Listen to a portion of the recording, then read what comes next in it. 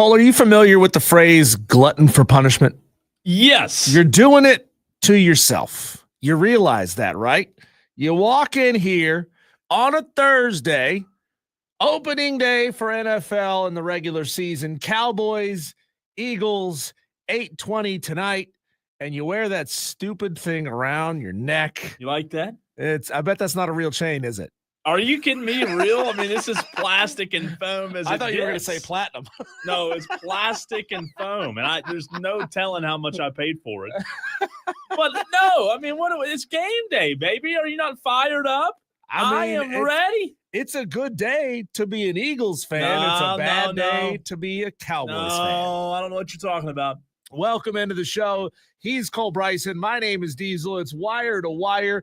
20 of you Tolos already watching on the stream, and the jingle hasn't even finished playing yet. The intro isn't even done. Jump on the stream if you haven't. 844 fan phone is how you could text in, but Facebook, Twitter, and YouTube is where our show is live. JB already giving you heck for it. He says, what is that? Everybody wants to hate, man. Everybody wants to hate, but look, the hate, bring it on. I'm fired up. I haven't been this excited in a long time. I love it. Serious? No, I love it. You can't be serious. I love it. Come on, man. Let's start the show from a place of honesty. I am. I think our Tolos deserve to have our show not start with lies. No, this is again going back to what you opened the show with.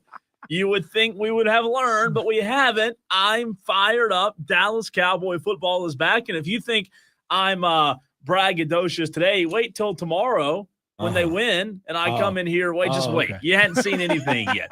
I'm telling you. Is Jarrah still paying you to rep the Cowboys? No, but I'm telling you, they're going to win tonight. Is this one of those subterfuge campaigns? No. Like we supposoally had a couple of weeks ago, and a couple of American agents were arrested in Scandinavia for trying to get things going. Look, they're gonna win. Have you ever heard of Super Bowl hangover? Have you ever heard of it? It's happening tonight. No, baby. I've never heard of that. It's happening. It's been months, Cole. There's no hangover anymore after months. Or shock the world happening tonight. Let's see. It's 3:00. 4, 5, 6, 5 hours from right now, the shock of the world will happen on your TV screen. Where's our Eagles fans at? Call in 844-326-3663. Put Cole Bryson in his place as we are getting the show underway on today, the first day of NFL football. It's a great time to be alive. High school football is here. College football is here, and the NFL is back tonight. Cole, a big show lined up for you today. We have coming up in the very next segment, Chapel Fowler in the State's segment. Chapel Fowler, of course, of the State newspaper. We've got an interview coming up at, 4:45 with our high school player of the week, Eastside quarterback Peyton Schrader. He had himself a huge game. And then, of course, Clay Hendricks at 6:20, the head football coach of the Furman Paladins. But a lot of big stars left their teams this offseason. Cole, it happens every single year. The question is, which one of these teams are going to miss their stars the most? Their boo thing that is now with somebody else. Who's going to miss them the most here in week one of the season, or just overall in 2025? Text in 844-326-3663. And of course, get your upset picks to us if you haven't yet. We are taking those throughout the show today. But Cole, you can't start talking about stars who are going to be missed by their teams without starting with Micah Parsons, the ex-Dallas Cowboy, who's now a Green Bay Packer. Pretty good football player. Yeah. Pretty good football player. First-round guy, 12th pick overall from Penn State, 3-time first-team All-Pro, 3-time Pro Bowl selection, consistent top 3 finisher in the Defensive Player of the Year voting.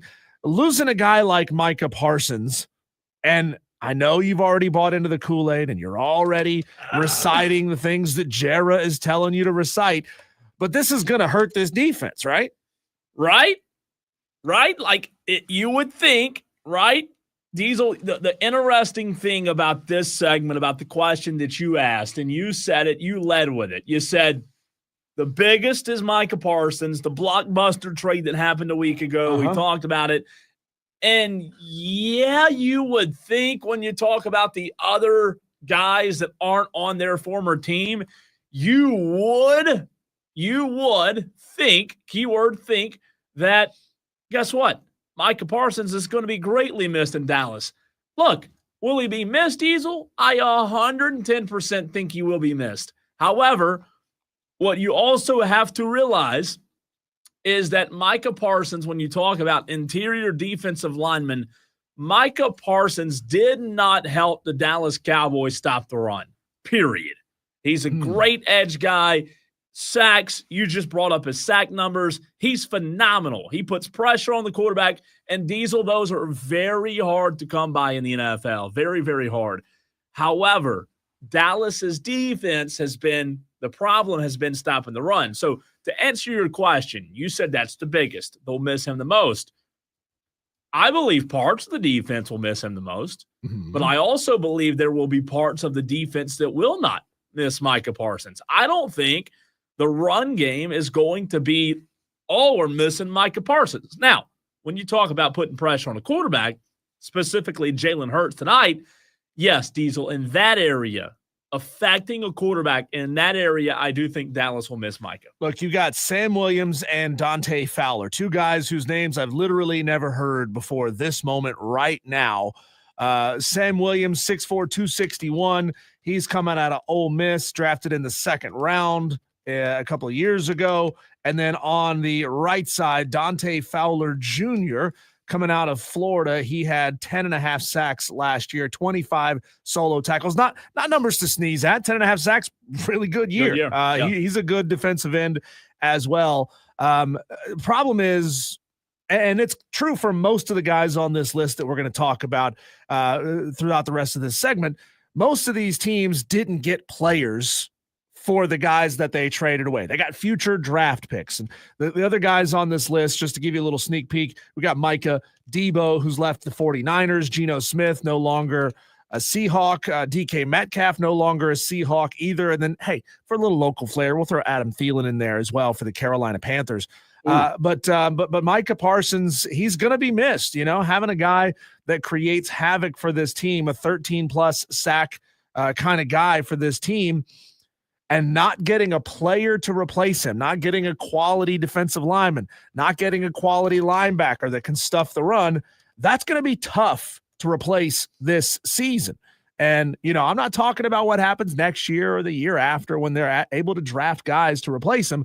This year, that's going to be tough to lose 13 sacks. It's going to be tough. I don't know who will replace or try to replace that sack production, because ultimately, Diesel, I think when you talk about Micah Parsons and what Dallas will miss, they will miss, in my mind, the sack production more than anything else. Mm-hmm. That's where they're going to miss Micah Parsons, putting pressure on the quarterback. Now, because I watch every game and every play, I will tell you this. For as good as Micah Parsons was and is, there are times and were times, Diesel, where Micah Parsons disappeared. It happened a lot during big games. I think teams started running at him. I really do. And sometimes he would just disappear a little bit. So I'm with you. I think they'll miss him. JB on the YouTube stream asked, what is y'all's Super Bowl prediction? We did that yesterday, JB, on the show. I had Bills defeating the Eagles, and Diesel had – oh, God. I think I had the Ravens. You did, defeating the maybe the Eagles. No? I don't recall. You did have the Ravens winning it all. I did have the Ravens in the Super Bowl, yeah.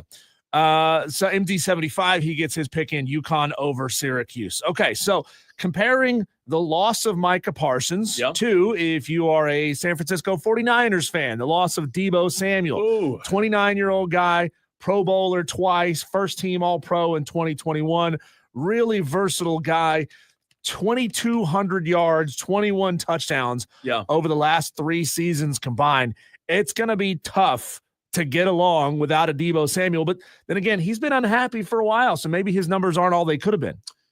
So he was unhappy, there's no doubt. But we talked about San Francisco a little bit yesterday, Diesel. I look at this team now, and boy, this is so fascinating. Think about this.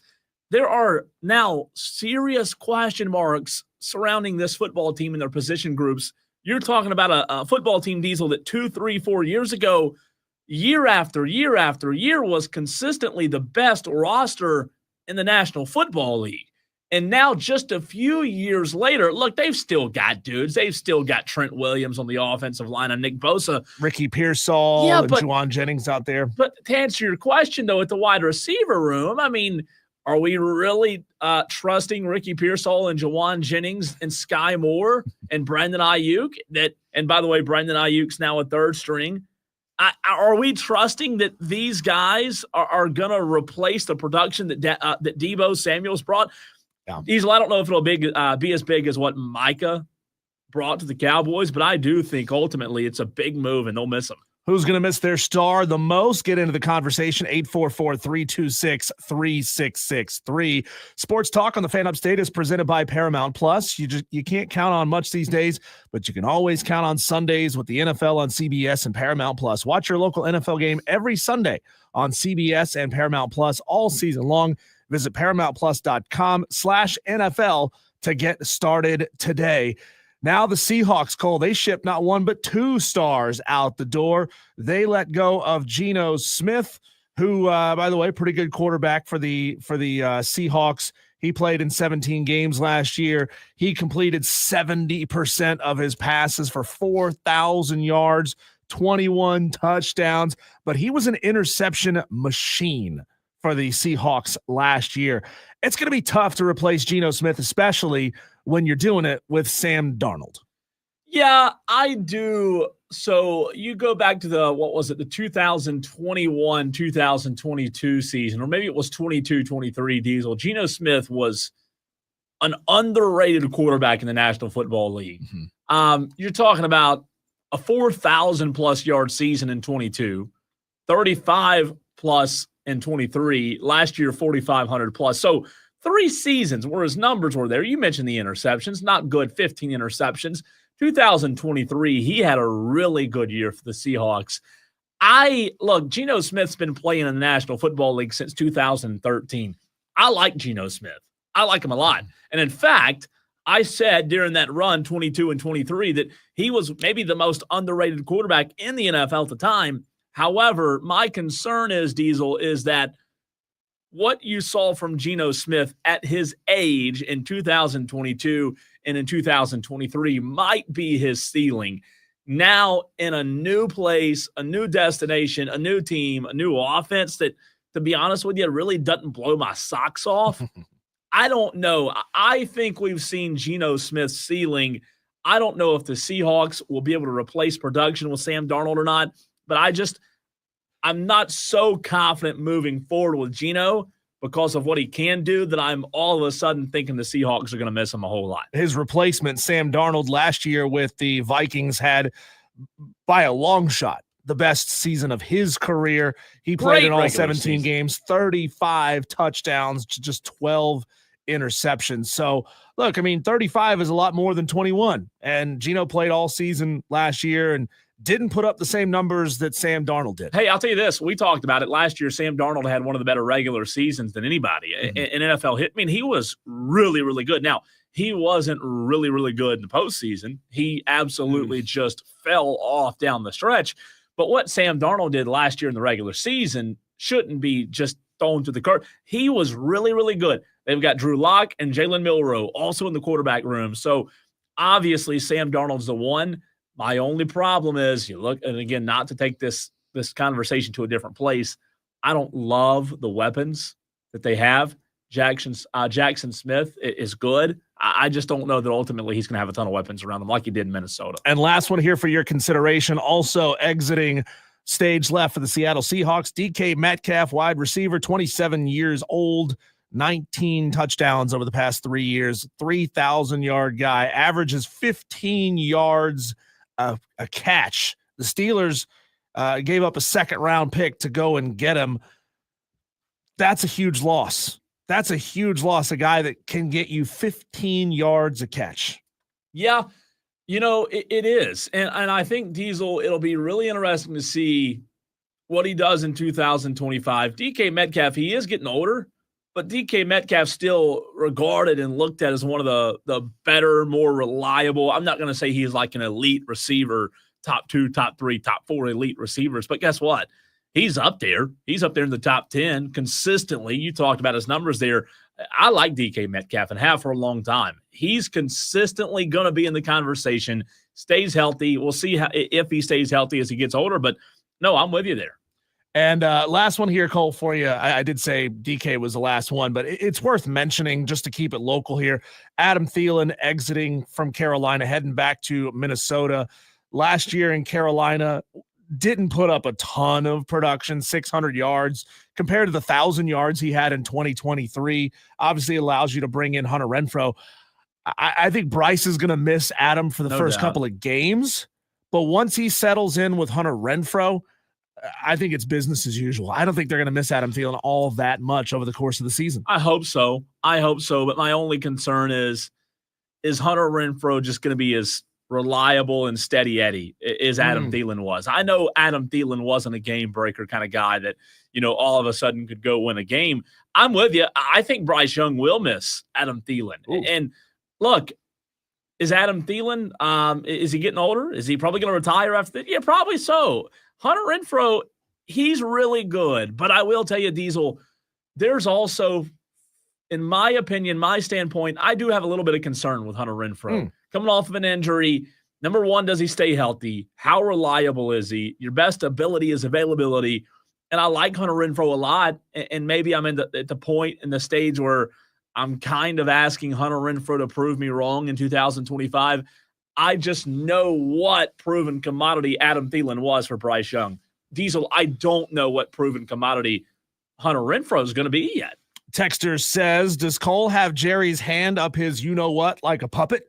If Parsons disappears during the run, why didn't they get another edge guy instead of a nose tackle to plug the middle? Jerry's an idiot, and he got his feelings hurt by Micah, period. So says Joey. Joey, do you understand defensive linemen and assignments, Joey? That they got a nose tackle because they couldn't stop the run. That's what interior defensive linemen do, is stuff the run. Edge guys don't stuff the run. Edge guys get after the quarterback. Dallas got rid of Micah Parsons, an edge guy, and got Kenny Clark as a defensive tackle so they can stop the run. So, I mean, I don't know. Is Kenny Clark Micah Parsons? No, I'm not going to go that far, but they did a little bit address the need. So I don't know that I can agree with you there. Cole has already gotten to stage 5 of the stages of grief, which is acceptance, Joey. So you need to catch up a little bit. Please. So final verdict here: Micah, Debo, Geno, or DK? Who's going to be missed the most by their teams? Good one. Good question. Here's where I am with Dallas, and we'll talk about the matchup tonight a little bit later in the show in the 5 o'clock hour, but I don't think Dallas is going to be great this year, Diesel, with or without Parsons. Mm-hmm. They're going to miss him in areas. I really do think, but I think the San Francisco 49ers are going to miss Deebo Samuel. I think Brock Purdy's going to miss Deebo Samuel. He was a Swiss Army knife, man. Like running game, passing game. That guy was just so sensational. He's one of the best receivers in football. I think Brock Purdy's going to miss him more than anybody else is going to miss their star. I'm going to go the Seattle Seahawks. Now that they have a proper quarterback, assuming Sam Darnold can replicate in Seattle what he did in Minnesota last year. Yeah. If he still had DK Metcalf on this team, DK wouldn't be a 1,000-yard guy. He'd be a 1,500-yard guy.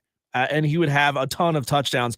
I'm going to say that the Seattle Seahawks probably wish they could get DK Metcalf back and pair him with Sam Darnold. Words that I never thought would ever come out of my mouth 3 or 4 years ago when Sam Darnold was a Carolina Panther. Let's talk a little Clemson football. It's the state segment every Thursday at 3:22. This week, we're joined by Chapel Fowler of the state newspaper. That's next.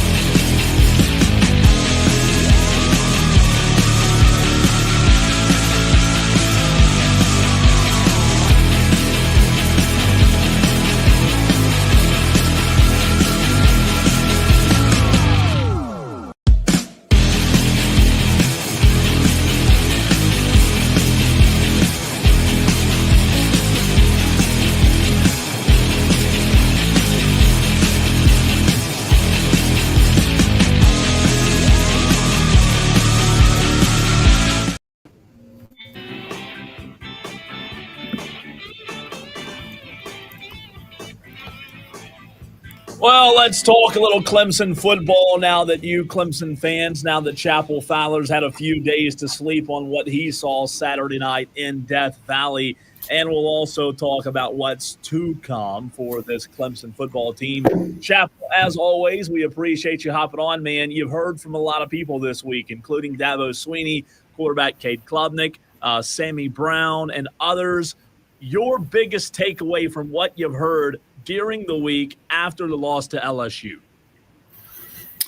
Yeah, appreciate you having me, guys. I think we're hearing a lot of the same stuff we heard last year after the opener versus Georgia, which is, in as many words, that Clemson, despite a loss to an SEC team, saw some good stuff and think there's, good stuff on tape and they match up well. And there's some things that are, that indicate a good season is ahead. I tend to believe it a little more off this game than the last game. I think just given the score, I mean, they lost by 31 last year. It was 7 this year. So I think there is like some legitimacy to that argument, especially with the defense. I think you saw on Saturday, here's what a new defensive coordinator, here's what, elevated coaching, new life can do to a unit. I thought Tom Allen and that defense played really well. I thought he put guys in good positions. They gave up a few too many explosives, but for the most part, 17 points against that offense is a good showing. That's good enough to win. I think Clemson was something like 121-3 when it allowed 24 fewer points to an opponent or something like that. It's a good low point total. On the other side, the offense has a lot of work to do, and I think that's one where it's more wait and see. But I think their sense of stuff and what they've been telling us is that they feel confident going forward. I see mostly legitimacy in that argument, but I think especially with the offense, there's some big question marks in the big games specifically that still need to get solved. Chapel, we talked about it yesterday, just how dynamic a shift it is to hear Dabo actually publicly criticize Cade Klubnik, calling the missed reads day one stuff. Now, we know that Dabo is loyal possibly to a fault and that Cade is his guy. Do you believe that it's message received with Cade Klubnik, and how have they really tried to drill in these last couple of days of practice those simple reads? This is the read, throw it to the read. So different in terms of Dabo's public framing of stuff. I was sitting there like stunned, and I think it even started with the radio show on Monday night. It's not uncommon, I'd say, to hear Dabo post-game on a Saturday or on the Sunday teleconference the day after kind of diagnose, here's a play that went wrong and here's why and here's what we should have done. By the time we get to Monday, that's usually been flushed and it's on to the next week. But there he is on his radio show, unprompted, talking about that last fourth down that Clemson didn't convert that ended the game. And he's saying, we missed Tyler Brown for a touchdown there because Cade decided to scramble, and I don't know why he scrambled. He said the same stuff on Tuesday about Cade in a few specific plays a few times. Talked about that with Bryant Wesco, the receiver, dropping a ball. Talked about Colin Sadler, their left guard, missing a block and preventing what could have been a really big gain on a quarterback draw. So more of that from him yesterday than honestly I can remember from covering them. And I think what that tells me is that, first of all, there's a sense of urgency with this team that he feels. They went all in. They brought back everybody this year. This is a really good shot to do something special, and still can be if they shore up these mistakes that came up on a pretty big stage on Saturday. So I think he's pushing guys, but at the same time, I think he's also like legitimately frustrated, and he feels like everybody needs to be better, and he's not going to sugarcoat it. So Troy is not a world beater by any means, but that the simple stuff, if you execute it against Troy and at least get halfway, 75% of the way there before Georgia Tech, I guess that's the best they can do right now, because there's stuff that needs to get fixed. That's for sure. Chapel Fowler, the state newspaper, joining us right here on the Fan Upstate. You mentioned in the very first answer, Chapel, just how this team knows what they did right, knows what they do wrong, and maybe has some optimism about what this season still could be. What optimism do they have when it comes to, and you talked about the offense, but specifically the running game and the offensive line? If I'm playing devil's advocate, what did they see in the game in your mind that does give them optimism that atrocious performance by the running back room can all of a sudden be better? It's very much a double-edged sword, because I think Clemson's answer to that would be that in their minds on film review, it was less things that LSU was doing that caught them off guard or overwhelmed them, and more just poor execution on their part. But that's not like a very unique answer, and I've heard that from Clemson a few times. I think any school could say that. That's one where I think when we were talking about the passing game, receivers, Cade, I think I saw a lot of missed opportunity, even from my non-football whiz vantage point. I mean, anybody could see Cade drops a dot to Wesco and he can't hold on, or can see, here's Dan Orlovsky breaking down this wide open receiver on third down that Cade didn't hit. I think there was a lot on the table there. Running game wise, I think that's one more where, I need to see it to believe it, in terms of, is that going to be a consistent thing? I need to see Garrett Riley not shy away from the run so quickly. Need to see a veteran offensive line kind of step it up. I think there's 7 guys in that unit that have starting experience, and you would not have known that on Saturday. So that stuff is more, I guess you lean on the fact that the offensive line group is veteran and that they do have a well-paid and pretty successful play caller and some options at running back. But I think probably if I'm thinking about offensive question marks, I see what Cade and the receivers can be this year. I think the offensive line and running back room, and just in terms of season-long performance, have a bit more to work on to kind of gain back that confidence that they had heading into the season, because it's kind of iffy right now. Chappell, I know Clemson hosted a lot of recruits in that game on Saturday. How did they review the experience? Even though it was a loss for the Clemson Tigers, still a great football game, still a packed house. The atmosphere was incredible. How are they responding to what they saw? Yeah, I think I've seen over the years that single game results maybe don't sway kids as much as I think they would at times, or the general public does. Their 2026 class is really strong right now. I think the key at this point is holding on to those guys, because they were in the same spot last year and kind of lost, I think it was 6 guys from August to December to other schools, and a lot of them are doing good things right now. I just saw Grayson Littleton, who was a corner they had in the last class, was like the highest graded freshman corner in college football last week for Texas or something like that. So it's getting those dudes and holding on to them. But I think the guys that are committed to them are locked in with them. And again, I think their rev sharing strategy is probably helping with that a little bit than it has in past years. But that was a good atmosphere. That was probably, I wasn't around in 2016 when Lamar and Louisville came, but I got the sense that it was right up there in terms of the best one maybe since then, or on par. Death Valley had not had a game of that stature. Their last top 10 opponent was NC State in 2022. That doesn't really cut it, right? In terms of epic proportions. So the scene was big time. I think the crowd showed up and did a great job. And that was very much a grand stage for college football. So I think recruits got a sense of that, even if the result went the other direction. Chappell, you mentioned a few minutes ago that you felt like Dabo maybe was just frustrated when you hear him on the radio show that he does and throughout the press conferences during the week, talk about different things. You might sense some frustration there. Do you believe that Dabo Swinney understands, I guess from a big picture standpoint, that the fans' frustration, and when he's asked questions about going 0-4 in his last 4 against the SEC, that's not directed at him personally? Or do you feel like that when he gets frustrated and makes these fun comments about those comments, maybe it's just his frustration boiling over as well, if that makes sense? Yeah, that was my post-game question to him. I knew he probably wouldn't like it, but I think it was valid and showed a trend that very valid, by the way. A lot of people are concerned about, or at least is evident. Not only 0-4 in your last 4 against the SEC, but 3-8 in your last 11, and they have not beat a ranked SEC opponent at time of kickoff in 7 tries, not since 2019 Texas A&M regular season. You think about some of the losses in that span. By no means were some of those season ending or the type of loss that just ruins everything that Dabo and Clemson have done. But I think, and even he said that last night, or on Saturday night, he maybe didn't agree with the total premise of the question, but he totally acknowledged, hey, the SEC record at this point recently, that is what it is. We have to fix that.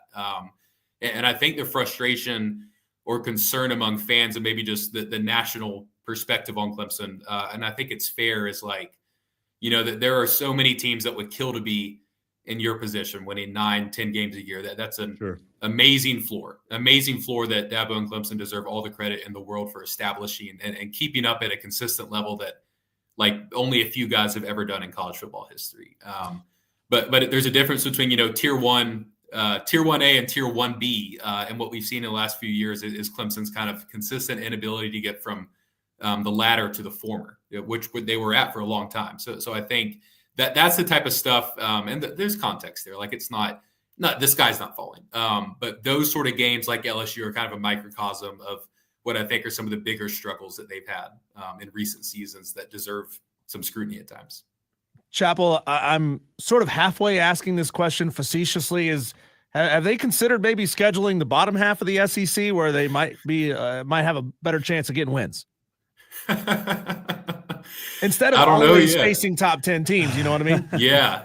They it's funny. A lot of these contracts that they're working through right now got signed in somewhere like the 2016 to 2018 range, and it feels really good to sign off on playing LSU or Georgia, et cetera, when you're winning 2 out of 3 national titles.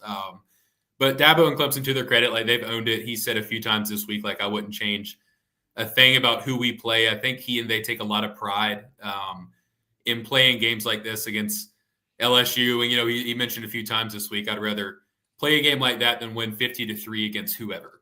So obviously they really do take a lot of pride. And I think that's part of their recruiting pitch and just kind of part of what they think their program is we will play anybody. And I think they've played two SEC teams every year for 20 of the past 21 years, 19 of the past 20. And the only exception was when COVID happened and they couldn't play South Carolina because of the SEC conference only schedule. So they go up against what I would consider the best conference in the country on a consistent basis. But again, the downside of that is now suddenly you've lost 3 openers in a row and 4 of your last 5. And 4 of those 5 have been against SEC teams. So it gets a little tough when you start out doing that.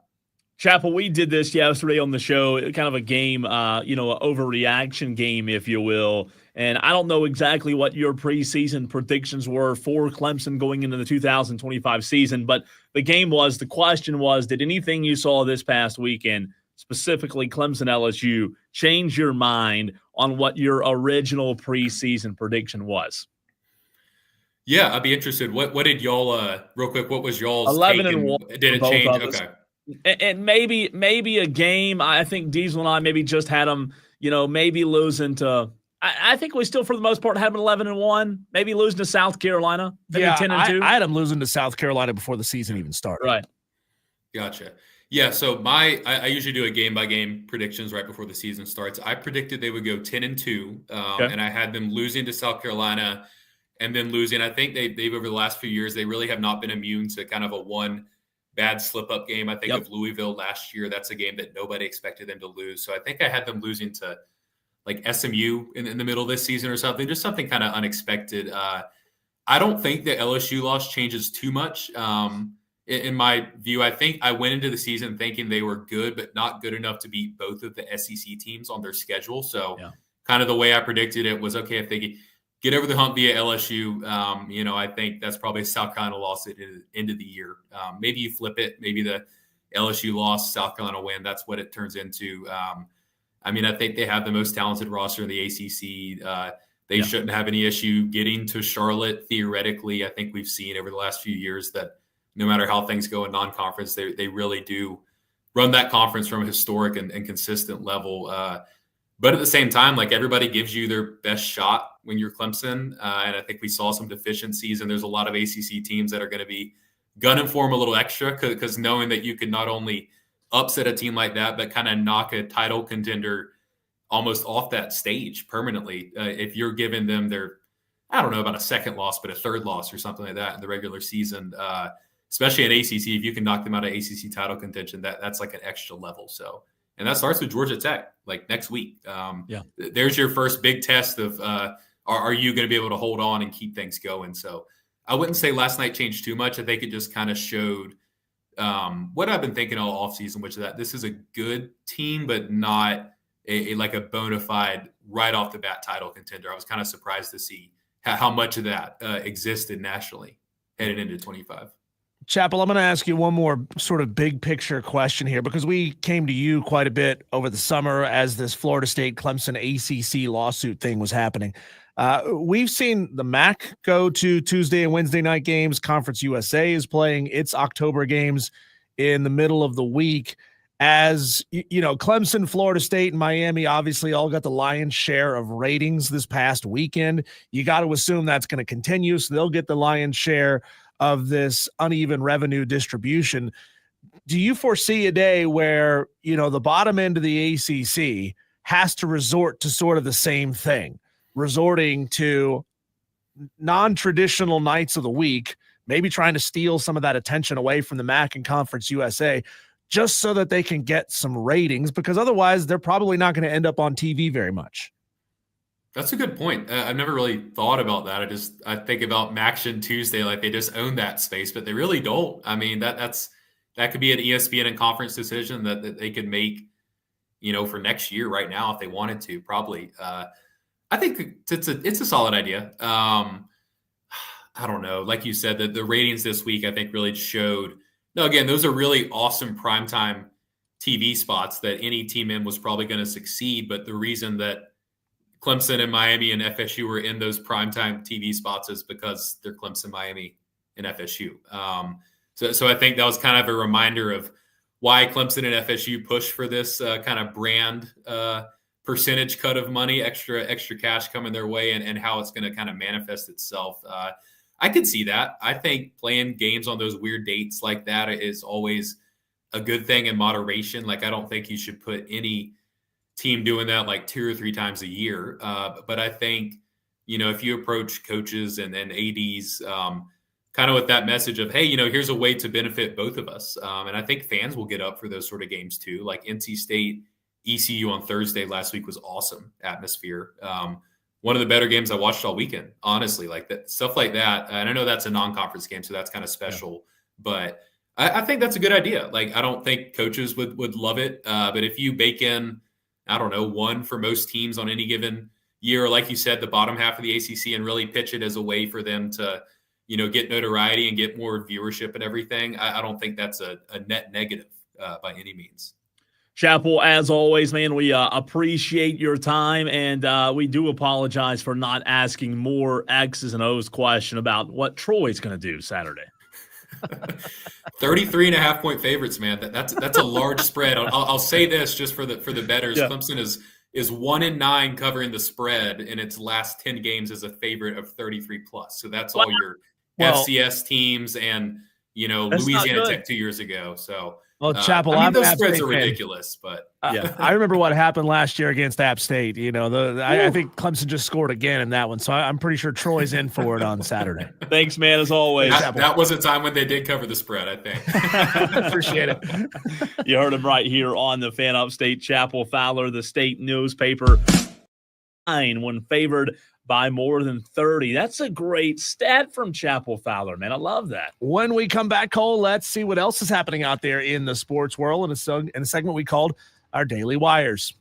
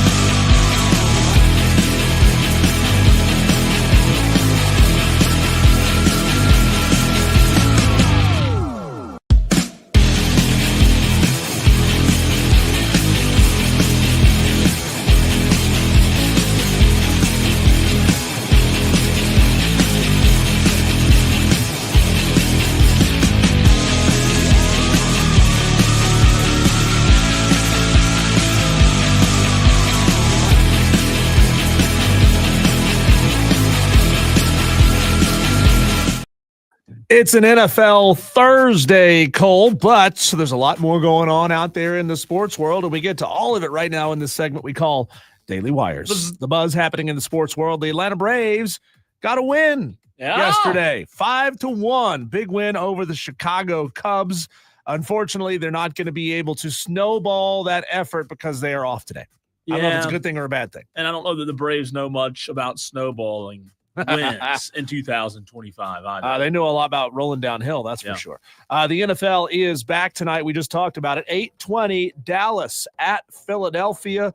Kickoff 8:20. Eagles are now 8.5-point favorites over the Cowboys, which might as well be one of those Clemson-Troy type of lines in the NFL. 8.5, that's big. It's big, but again, we'll do my 5:22. I'll give you my thoughts, my prediction. Throw the number out there, whatever number you want. You can have the number. Cowboys win tonight. All right. And speaking of which, Cowboys fans, it could have been worse. Adam Schefter is reporting that the Philadelphia Eagles themselves made a strong push to trade for Micah Parsons this summer. I would have died. Philly called Dallas to try to acquire Micah, but the Cowboys had no interest in trading the two-time All-Pro pass rusher within their own division, especially to the rival Eagles. That gives me anxiety just hearing you say that. Like my chest just that dropped. Close. It was that close. Jerry would have justified it somehow, though. Ooh. That's for sure. Alabama coach Kalen DeBoer still believes that he has a good football team, even after last week's 31-17 loss at Florida State. The season-opening loss to the Seminoles, who went 2-10 last season, was Alabama's fifth loss in their past 10 games under DeBoer, who was hired in January 2024 to replace Nick Saban. Quote, "My message is that our team I think we have a good football team. So they can do some big things still this year." He said, quote, "We've got to prove it. We've got to go do it." Number 21, Alabama will be without defensive lineman Jeremiah Beeman for the rest of the season after he suffered a lower body injury in practice yesterday. Coach DeBoer announced this on his weekly radio show.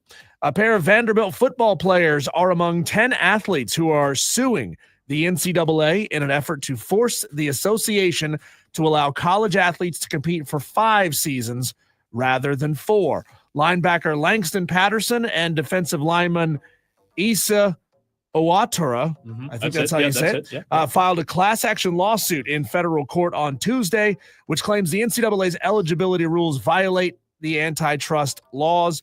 The NCAA's current rules allow athletes to compete for 4 seasons during a 5-year time span that begins when they enroll in college. Yet somehow you got guys that have been in school for like 7-8 years. This is starting to become more normal of a headline, right? Slippery slope, man. We'll talk about this a little bit later on in the show. In the first full update on how NIL Go is working, the new College Sports Commission announced that it's cleared more than 8,300 name, image, and likeness deals worth nearly $80 million. The commission said 28,342 student athletes signed up on its NIL Go platform between its launch date, June 11th, and August 31st. If you do the math here, that puts the average NIL deal just short of $10,000. Wow. The NFL's Scott Hansen announced that NFL Red Zone will have commercials this year, but claims that not a single touchdown will be missed. Prior to this season, Red Zone has been commercial-free. That's the dumbest thing I've ever heard in my life. I hate that. Commercials always win, baby. The opportunity to sell them will always win. Speaking of selling, FIFA World Cup 2026 ticket information has been released. The first phase of ticket sales will start on September 10th, with a pre-sale for Visa card holders until September 29th.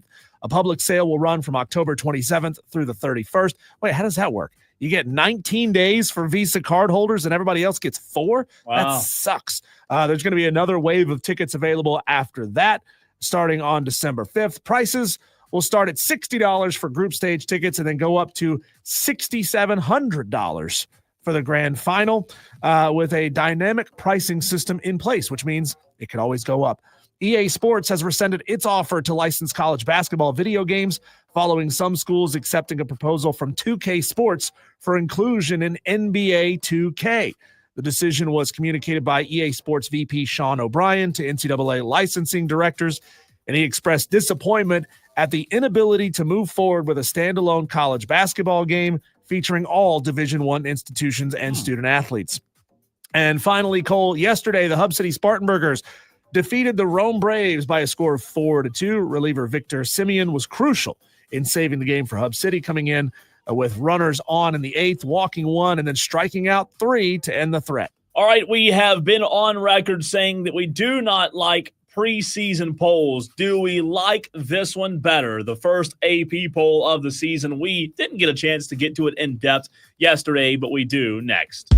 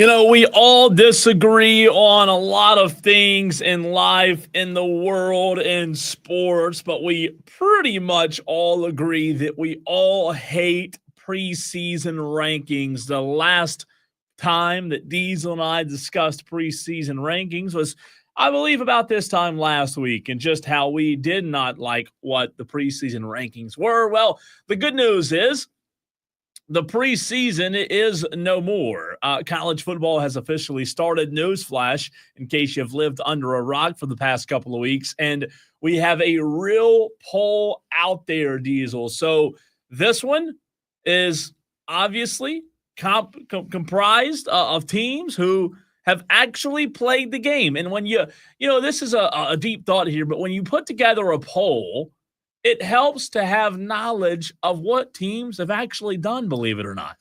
Yeah, I mean, look, if we could just get people to hold off for 1 week. Just a week. Just 1 week. Even though it's an incomplete data point, right? Because you got Penn State out there putting up 80 points on the Sisters of the Poor. Yeah. You got Ohio State and Texas struggling to get it in the end zone. You got Clemson, LSU facing each other. Like, give us one data point, because at least we know about Clemson. The defense is pretty good. The offense struggles when Cade is not a dude. That's directly from Dabo's mouth. We got to have some information, and we can qualify that information by saying, look, yeah, Penn State, you played a nobody.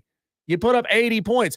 Clearly you got good talent. You got a good scheme, but you played an inferior opponent, which in our mind really means you put up like 40 points. Yeah, no, I'm with you. So if you have not seen, if you have not heard, the new AP poll is out. Starting at the very bottom, Utah, Diesel, has made their way into the top 25. The Utes are now 25. Texas Tech at 24. Indiana at 23. Tennessee is at 22. Alabama fell all the way from 8 to 21, Diesel, after the 31-17 loss to Florida State. Oh, man, it's been so fun because I don't follow him. I'm not subscribed to him, but somehow I keep getting Roll Tide Willie videos showing up on my Instagram. He's the best thing in the world. And he is losing his mind right now. I've been following Roll Tide Willie on TikTok for a long, long time. And he was one of those that I would spend way too much time watching. Now it's the Amish dude on the Theo Vaughn podcast, but I love Roll Tide Willie. Do you think he's real or just really good at playing a character? No, he's real. Oh, he's real. God. He's real. People try to say autism didn't exist back in the day. No, that dude's proof. That dude is a national treasure, is what he is. At 20 in the AP poll, Ole Miss, previous ranking 21. Texas A&M at 19. That's exactly where they were a week ago. Oklahoma in the same spot as well at 18. SMU at 17. Iowa State comes in at 16. They were 22 a week prior. Michigan, 15 in the AP poll. Florida State was not ranked. The Seminoles are now the number 14 team in the country. Woo! They not only entered the poll, but made some waves there. Florida comes in at number 13. Arizona State, who was ranked 11, is now 12. Illinois is 12, or excuse me, they were 12. They're now 11th in the country. And now we enter the top 10, the new AP poll. Diesel, this is big. The 13th ranked a week ago Gamecocks are now inside the top 10. South Carolina at number 10. We'll react to that in just a quick second. Notre Dame at 9. Clemson falls from 4 to 8. Texas at 7. Oregon at 6. Miami moves from 10 to 5. Georgia, fourth best team in the country according to the AP. LSU moves from 9 to 3. Penn State, number 2, and Ohio State moves from 3 to 1. And there you have it. That is the latest top 25 AP poll. Let's start with the Gamecocks, though.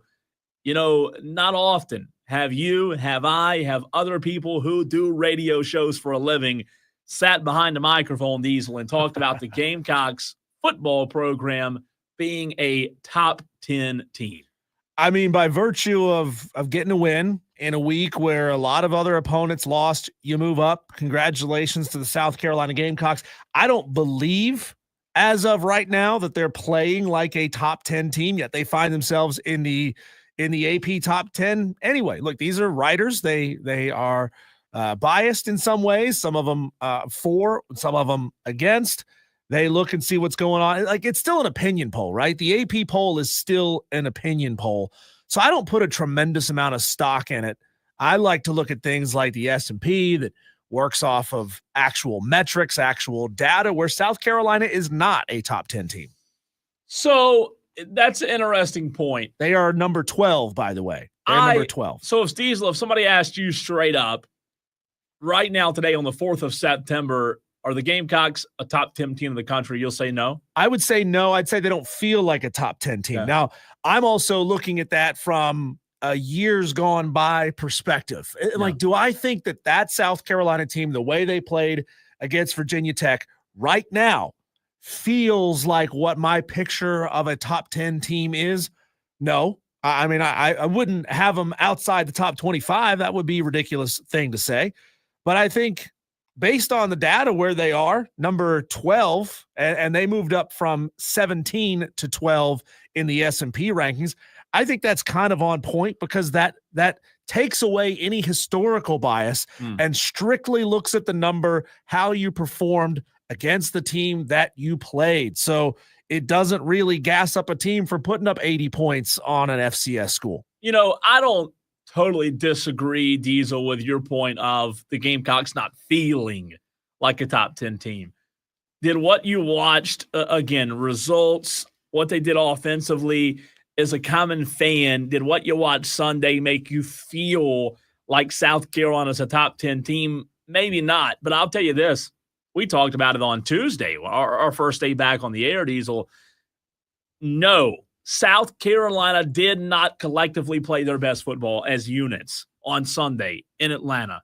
But I'm telling you, I'm no football expert, but me watching that game, they've got so much talent. They've got a lot of dudes. They do. So look, again, these rankings right now, what do they really mean? Not a whole lot. It's not the college football playoff rankings that come out later in the season. So I'm not like totally disagreeing with you. I'm fine with them being in the top 10. I just like what the quarterback means for the team. Yesterday, Bill Bender said on our station, he said, I don't think there's a quarterback in the country that means as much to his team as Haynes King does to Georgia Tech. I would say, ho, ho, ho, Bill. I would say that Lenora Sellers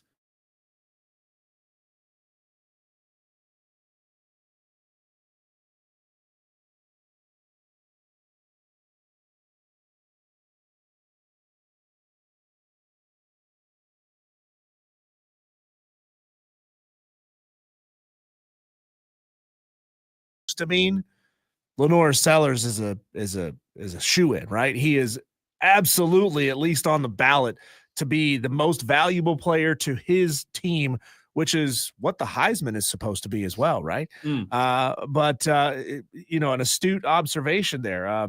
Lenoris is incredible, and the way as Lenoris goes, this South Carolina Gamecock team will go. And I have a lot of faith in Lenora Sellers to get it done, because he's got so many weapons. He's accurate with his arm. He's a big dude, tough to take down. He's shifty. He can run. He is going to torch a lot of teams this year. I just think he has. And again, I look at that team and I don't see just this plethora of weapons that make South Carolina so talented. I look at them and I see, you know what? They've got a quarterback who knows, number one, how to take care of the football. Number two, where to go at the right time. Where to go at the right time with his legs, with his arm, where to go at the right time. That means a lot. Cade Klubnik Saturday night, Diesel, maybe the biggest reason Clemson lost that game is Cade Klubnik didn't know where to go at the right time. You watch those videos of the reads he missed, and he wasn't seeing the Lenoris. There's just this feeling as if that guy knows where to go at the right time. And again, he's going to play some really, really, really tough competition here in a few weeks. But South Carolina cracking the top 10, it's impressive being so early in the season. Texter says, utterly sickening rankings. Clemson is not a top 10 team. Texas isn't a top 15 team. It's a travesty. The CFP rankings will be even slightly influenced by this mockery of a poll that comes from Tolo J. Butane. My point exactly, J. Butane. The preseason rankings, they convince people that somehow these teams are elite before we've even seen them play. And that absolutely has an effect over the course of the season. To your point, though, about Clemson not being a top 10 team, again, I always go back to these S&P rankings. They have Clemson right now listed as the 25th best team in the country. Again, one data point, one game. This thing will shift and move as time goes along. I think 25 is soft. It's really soft. Clemson, you'd be shocked. You'd be hard pressed to find anybody who really believes Clemson is the 25th best team in the country, but they didn't play great offensively in that game. Played great defense, played pretty poor offense for the most part in that game. But they have, again, South Carolina as the number 12 team, moving up from 17 to 12. They have Texas as the 13th best team in the country, again, based off of their performance relative to the expectations of who they faced this past week. Funny enough, in the new AP poll, they've got Penn State with 7 votes to be the number 1 team in the country, listed at number 2 overall. The S&P puts Penn State right now as the 6th best team in the country. So data suggests Penn State is not who we thought they were. Ohio State, they are the number 1 team in the country based on S&P. Yeah, and look, I kind of going to your point. Jeff R. brought it up on the text line. I'm not the guy that's 100% data-driven. I don't want to be that guy. I'm not saying you are, Diesel. I just don't want to be the 100% let's believe what data says guy. I want to have a little bit of both. Jeff R. brought up, hey, in the College Football Playoff Committee, an opinion poll. Look, all these polls form opinions off of data. That's how all of them work. College football, AP, coaches, whatever poll you're talking about. I just don't want to be the guy that commits to one side, whether it be the statistics, the data, or the opinions. That way, so that Diesel, when you're committed to one branch of theology here, you can't implement anything else into your formula of opinion. My problem with the AP is that you've got, how many AP voters are there? 100? There's a bunch, right? They're all over the country, from newspapers, East Coast, West Coast, North, South, right there in the middle. Do you really believe that those writers, if they're located in Tallahassee, Florida, do you really think they went and watched Oregon's game? Do you really think they watched Penn State and Florida and South Carolina and Southern Cal and Michigan and Notre Dame and Utah and Louisville? No, they didn't. They didn't have time to go back and watch all of those teams. So they're forming an opinion based off of very limited data. Are you suggesting that the sports writer for the Seattle Chronicle, whatever, are you suggesting that he watched every game played on the East Coast? No, he didn't. Yeah, and the reality is nobody does. Right. Curb Street, nobody can watch every game. So I don't hold that against the AP voters. I just think ultimately I want a collective, I want a big pot full of data, full of people who know what they're talking about, so on and so forth. I don't know if there's anybody out there that can watch every single, even Josh Pay, I don't know if he can watch every single game, but I do think it's really interesting. So the Gamecocks at 10, let me find, here we go. Down the AP poll, Diesel, Texas dropping from 1 to 7. Obviously starting the season 0-1. Clemson's right behind them at 8. They were 4 a week ago. It kind of feels right, in my opinion, that Clemson's 8. I don't have a big issue there. To you after the 17-10 loss to LSU? I think they probably should have fallen a little bit more until they prove it. Okay. Texas falls to 7. Again, a 1-touchdown loss, similar to Clemson, to Ohio State. This is really interesting because Texas is loaded. Texas has a quarterback with the last name Manning that, had really high expectations. And that wasn't his fault. Like, it's not fair to him, but it is what it is. And Diesel, I do think, while you said maybe Clemson should have fallen a little further, I don't know that Texas should have fallen to 7. I think Texas is still a top 5 team in the country. Are you basing that off of what you saw or what you think they could be? Both. Okay. Both. Well, to me, a ranking shouldn't have anything to do. No component of it should be what we think they could be, right? Because that's just conjecture. That's wishful thinking. That's what does Matthew McConaughey say? It's a wazi, it's a woozy, it's fairy dust. It doesn't mean anything. How we think Texas projects over the next 11 weeks should not affect in any way, shape, or form the AP poll. It should be based on how they perform against the competition. How do we know that it does? What do you mean? How do we know that the AP poll bases the poll on what happens in the future, what they think happens in the future? I think they always project what they think a team I don't know what be. they base it off of. I'm not in the meeting. I mean, I don't know. We see it happen every year, right? A team that's sitting in the top 10, and I think we brought it up at least at some point in the offseason. Teams that are sitting in the top 10 that we think can and will fall out of the top 25 this year. We always look at somebody, and somebody always does it, right? There's always somebody that's gassed up that is not what we expected them to be. Maybe it's injuries, maybe it's coaching. Who knows? Did you see the video, by the way, of it was a side-by-side video of Arch throwing a pass. It was a crossing route from his left to his right, and he sort of like three-quarter arm this thing. He kept that elbow in tucked tight, and they put it side by side with the video of Uncle Rico chucking a steak and hitting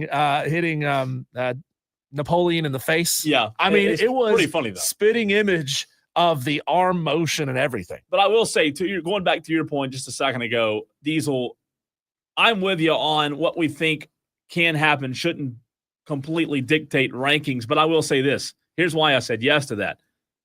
What I see with Texas in 2025, what I saw Saturday, what I saw the football team do in that one touchdown loss to Ohio State, they were still really good. So my point being, I can't see what I saw Saturday and not think that they're going to be good down the road, if that makes sense. They're still loaded with talent. They still have 5 stars everywhere. Receiver, defensive back. They've got probably the best defensive secondary, I think, in college football. So my point being, I watched that game Saturday, and yes, I think they're still really, really good. I still think Texas is a top 5 team. I think Texas would beat Miami, the 5th ranked team today, on any given field, home, away, neutral. You have it.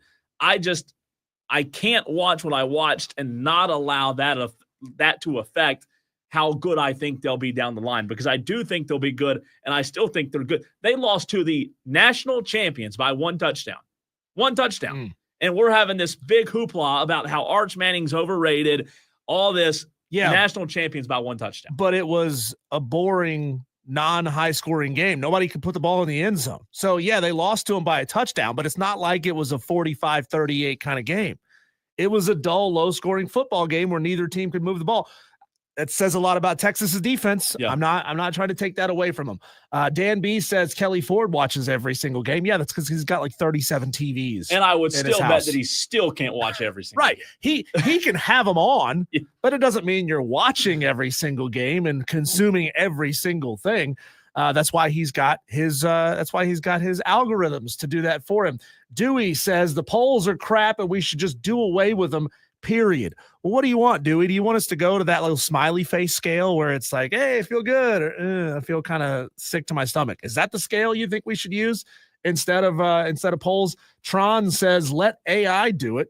Madcraft says, in the age of AI, why would we not return to the BCS ranking system? BCS, look, it was good, but it also had its flaws. There's a lot to be taken away from the BCS. And again, that's why I'm so heavy on let's not fully commit to one way of doing things so that we can't have a little bit of both, a little bit of this, a little bit of that. Texter says, Cole, you made Diesel's point about projecting. Tell me, Texter, what you mean by that. I don't understand. All I'm saying is it's real simple. When you watch a football game, Diesel, what I'm saying is anybody, if we see a good team, if we see a bad team,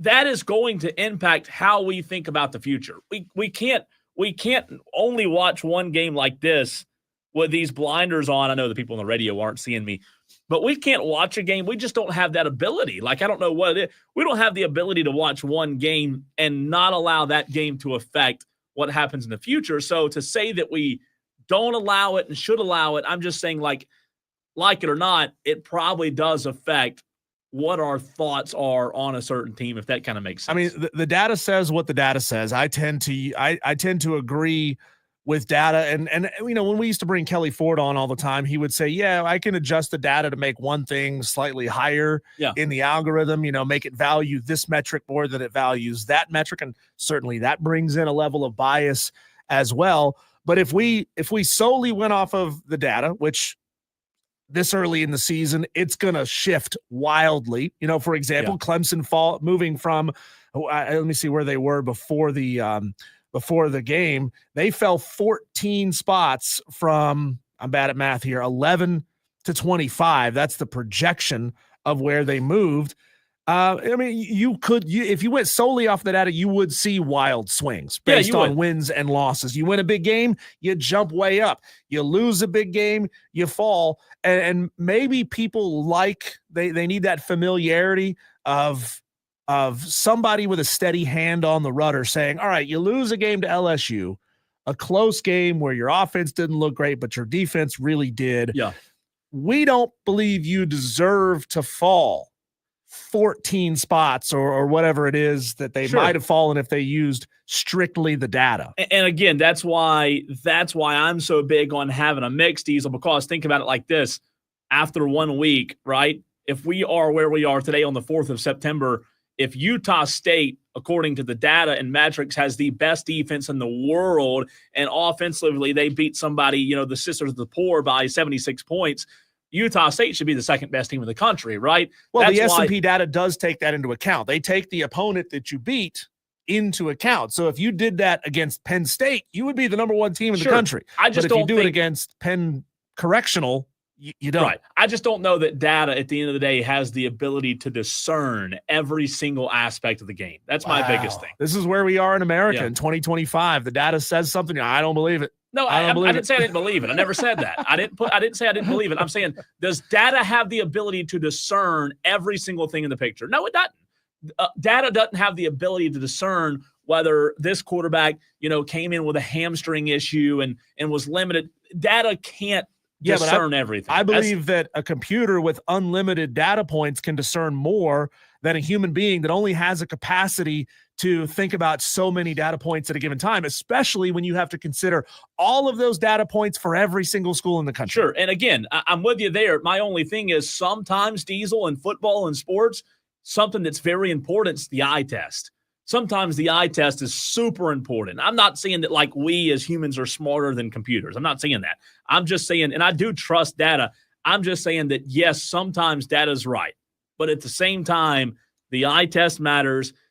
Playing sports, you understand that there are so many different variables, Diesel, that go into sports that data can't pick up on. That's my big thing. T Swizzle says the data doesn't have enough data on these teams.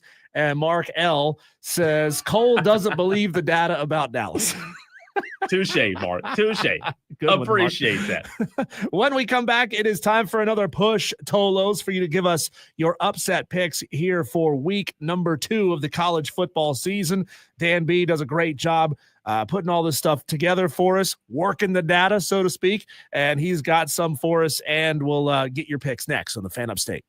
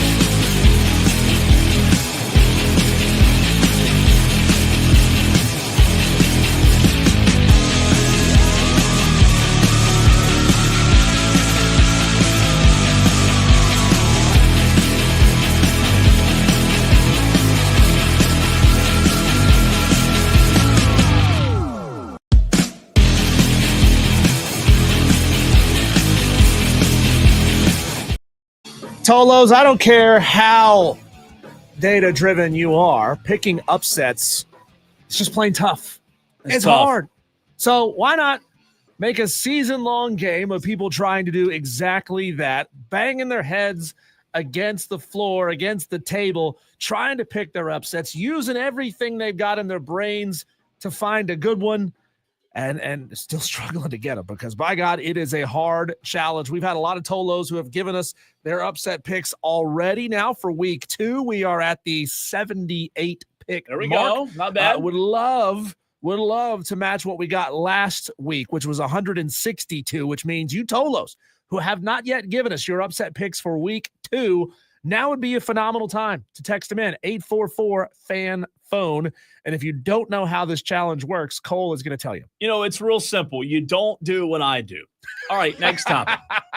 Moving on. That's pretty much it. Yeah, Look, John Dog would attest to that, right? John Dog would tell you, don't choose the games that I choose. I have become very frustrated with this challenge, but it seems simple. Diesel and I all the time say it's simple. You choose one underdog. That means if you're new to all of this, that they are not favored to win the game, you choose that underdog to win the game outright. So not cover the spread, not keep it close, but win the game. So if Clemson's a 10-point dog, which they never are, not often, you're picking Clemson for them to win the game outright. If they do win, you get 10 points added to your rolling tally all season long.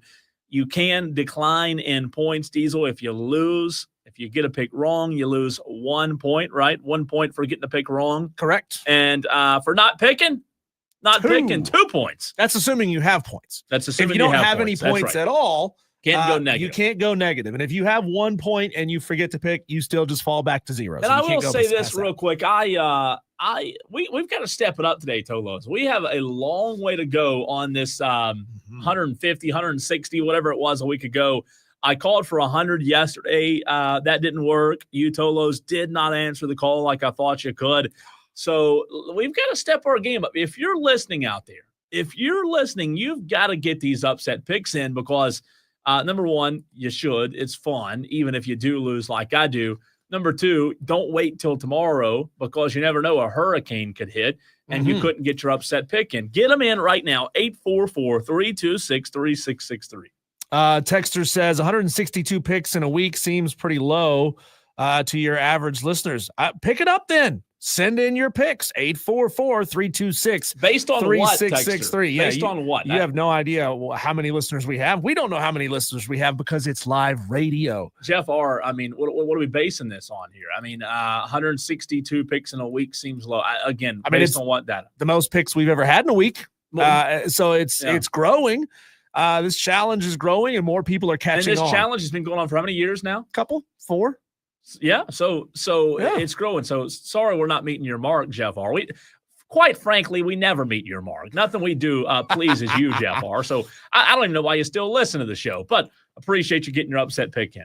So there's some good options out there that a lot of people are taking. Nobody, take that back. Somebody, I forget who, has selected Troy to upset Clemson for 31.5 points. Yes, they did. No, they did. They're just a hater. They're just a hater. Let me see. Who was that? I saw somebody yesterday do it. Oh, my goodness. It was Puppy Monkey Baby is taking Troy over Clemson. As of yesterday, it was worth 33.5. That line has moved 2 points in a day, Cole. I think a lot of people are saying Troy is going to cover that. But a big popular one, of course, so far has been Illinois over Duke. That one is, or be Duke over Illinois, plus 3.5. People are taking the Iowa plus 3.5 game over Iowa State. The 3.5 pointers, the 2.5 pointers, they seem easy to take, but it's not fun. It's not fun. Like, take a risk. Call like a touchdown underdog to win the game. Call the 10.5 point underdog to win the game. Why don't you? One people are looking at is Kentucky plus 9.5 at home against Ole Miss. Now, Kentucky, what did they do last week? Kentucky beat Toledo 24-16. Toledo's a pretty good team, by the way. So maybe not, compared to an SEC type program, but hey, get us your picks, 844-326-3663. Text in with your name, the game, and the spread. So some Tolos who have gotten it right. let's see here. Tiger Pal Rachel says, Kentucky for 10.5 over Ole Miss. That's how you get it done. Give us your name, your game, and the spread. Get those to us and let us know who you like. Some stats of what we got going on this week. We have 61 picks again as of yesterday. We have 5 Tolos who are taking Michigan to upset Oklahoma, which that one's 5.5 points. I'm surprised that spread is as big as it is. Michigan with Bryce Underwood, a freshman quarterback. Let's see. Cole went with Western Kentucky plus 6.5 over Toledo. Winner, baby. I took Kansas plus 6.5 over Missouri on the road. That's going to be a tough one. That's a Big 12 team for 6.5 on the road at a Missouri team that looked good last year. No, that's an interesting game. I did look at that one. I did think about that one as well. And throwing another stat out there for Jeff R., who's asking all these questions. Jeff says, well, based on the Greenville market, I would assume more than 162 people listen to your show. Yes, they do. And I'm glad you asked, Jeff. I pulled up the research because our boss reminds us of this quite frequently. Industry research shows that only 1 to 5% of your listeners actively interact. Think about that. 1 to 5% of our listening audience out there actively interacts. This is industry research. So we're not making this number up. That means 85 to 90% of our audience are silent listeners every day that never text in. That means 95 to 99% are silent listeners. That never call the show. 90% consume it almost passively, right, Diesel? Correct. Where they don't, interact. So, again, I don't mind bringing the research up, but only 2 to 5%. That is a very small percentage of listeners who actually interact. But we want to get those numbers. You've already made a Matthew McConaughey. I'll do another one. Let's get those numbers up. And this is a way to do it, right? This is a way to get people who otherwise wouldn't interact with the show to interact with the show. And if that means, hey, you send in a pick 12, 13, 14 times a week for a couple of months, maybe you'll hear us talk about something and you say, you know what, I'm going to text in and give my opinion on that. We want more people to call us, to text us and give us their opinions. And if this is a way to do it, that's what the point is. It's fun. People enjoy it. You get to compete against your other fellow Tolos who listen to the show. And we get to get you to start texting into the show if you otherwise wouldn't. Mark says, Mark L on the YouTube stream says, thank God Cole took another game. I'm telling you, man, one of these days I'm going to hit. And it might be this weekend. I'm Western Kentucky, right? I'm a Hilltoppers this weekend. Is that what I am this week? I'm a Hilltoppers fan. That's correct. Western Kentucky, Mark Elo Ducks, and all you Tolos out there who are not picking with me. I'm telling you, Western Kentucky is only a 6.5 point spread. Mm-hmm. Toledo, that's not a big spread. That could happen.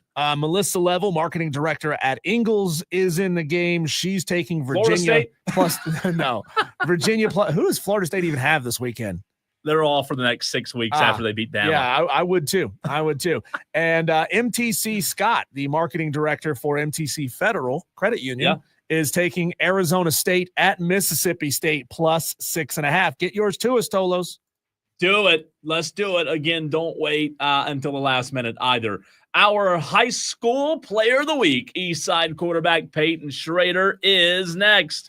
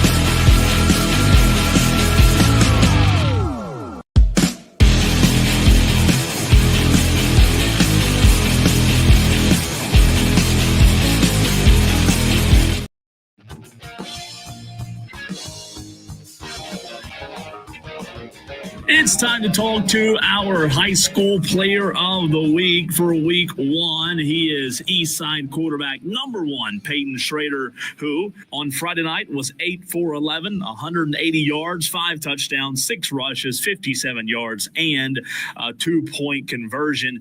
Peyton, I know you've had big games in your career, man, but where do you stack Friday night up at? Yeah, it's definitely pretty high up there. It was a fun one. Offense was moving the ball like crazy, so that's always fun. It was a big confidence booster for a lot of our guys, which is much needed. But yeah, it's definitely stacked pretty high up there in terms of stats. We're joined by Peyton Schrader, again, the quarterback of the East Side Eagles, 51-6 in week 0 over Southside. Friday night, Peyton, 62-8, a big win over Carolina Academy. In your mind, man, a 2-0 start. You couldn't have asked for a better start if you're Coach Woolcock and you guys, obviously, a good start of the season. What do you think has gone into this start? Why are you guys 2-0? It's a lot of focus and a lot of hard work in the off season, a lot of unseen work. All season we've been talking about not prepping and playing for these first couple games, but for playing in December. So that's been a big part of it, being ready and prepping every day for those December games, not these August and September games. Sure. So just being locked in all the time, every practice, every day. That's been a big part of it. Peyton, what was it that you saw defensively out of the Carolina unit that allowed you to have so much success on Friday? We had a good game plan going into it. We were going to air the ball out, which is always fun. But it was a lot of just like open shots that we were taking. And when you take those big shots, they work a lot of the time, especially when you have good receivers.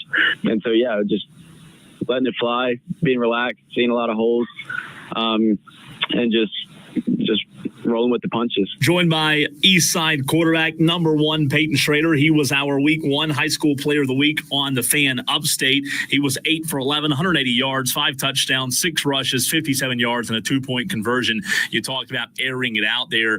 Do you ever have to be brought back down to earth, Peyton, in terms of you asking the coach to keep airing it out? Maybe get reminded that you do have a running back that wants the football too? Oh, for sure. For sure. I bet my running back doesn't like me at times.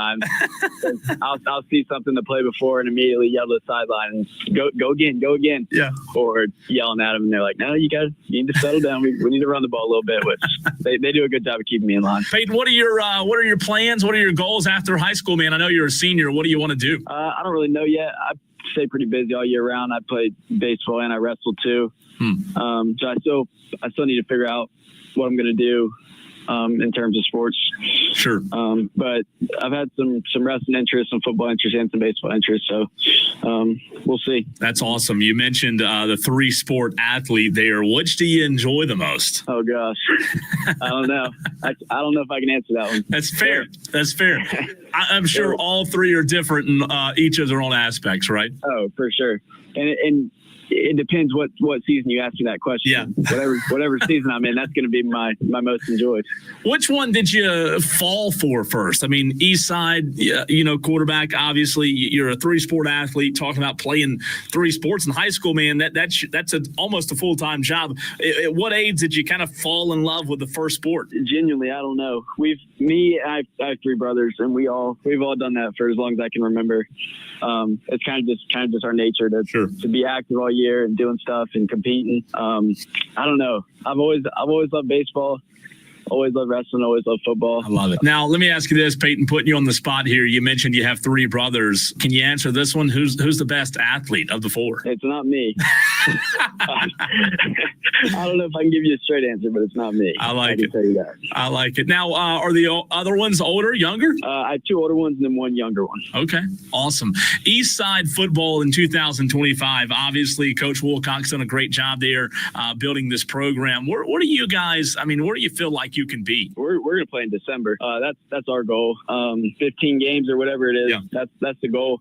I think we have a really good squad this year, and I think everybody's bought in and locked in and ready to go most of the time. So I think we can go pretty far. Do you feel like you guys, Peyton, have that underdog chip a little bit, just in terms of, man, you play in a super competitive region, maybe the toughest in the state? Oh, for sure. I think we get slept on a lot. So coming out and putting up almost 80 points in these first 2 games, that's definitely a big step. But yeah, it's been there's definitely that edge that we've had. And you can see it at practice every day. Everybody's competing.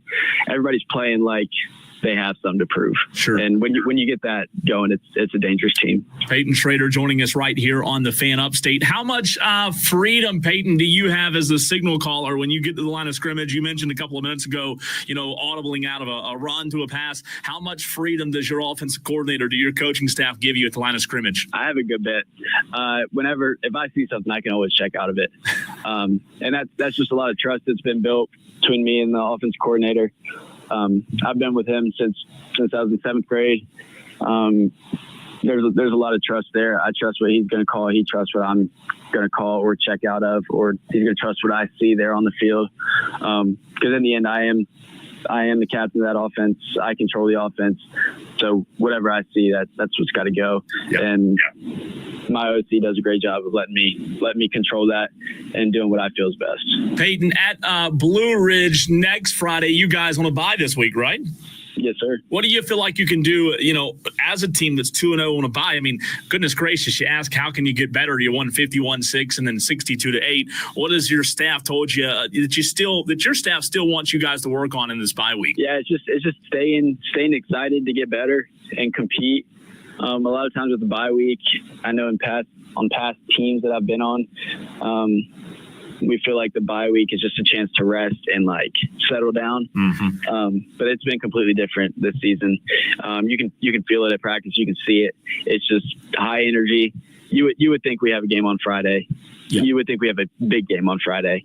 And that's how it should be. It is a time to rest and get healthy, but you also got to be ready and keep preparing for the next team. Well, Peyton, you've been fantastic, not only on the field, but on the air as well. And for those listening in the Upstate today, we appreciate you. And I hope our listeners can get out and see you sometime this season. Best of luck the rest of the way, man. Yes, sir. Thanks for having me. Side quarterback. When we come back, Tolos, it is your chance to take over our airwaves. 844-326-3663. Call in, talk about anything you want next.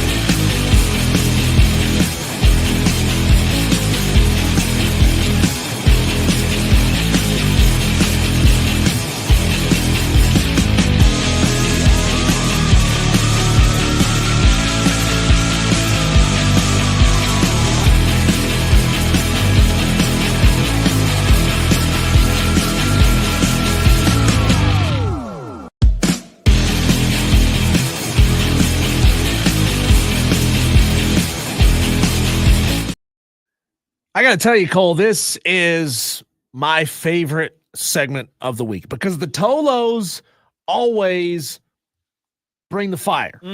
Every single Thursday at 5 o'clock, it is your opportunity to call in and take over these airwaves. 844-326-3663. You know as well as I do, Cole, that one great phone call can spark 20 minutes of great phone calls. So let's go ahead and get through Dewey's before we get to the really good one. Coming up next. Are you really doing that to Dewey? Are you really doing that? Dewey, you're on the air. What have you got to say?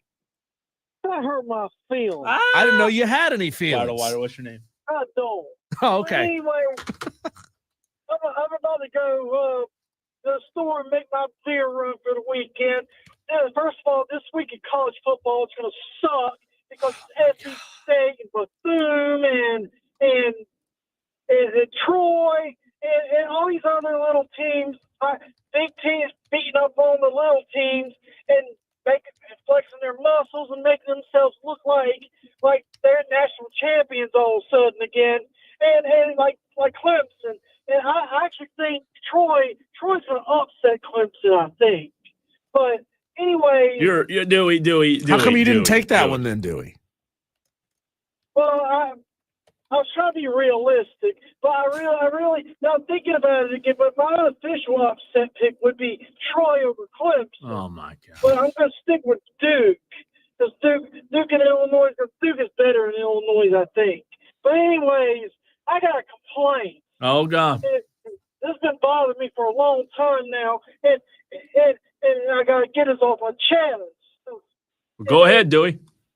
And drinking today really enhanced it. Huh. But anyways, y'all cover high school football, which is very good, and y'all do a good job doing that. But how come y'all don't cover middle school football, B-team football?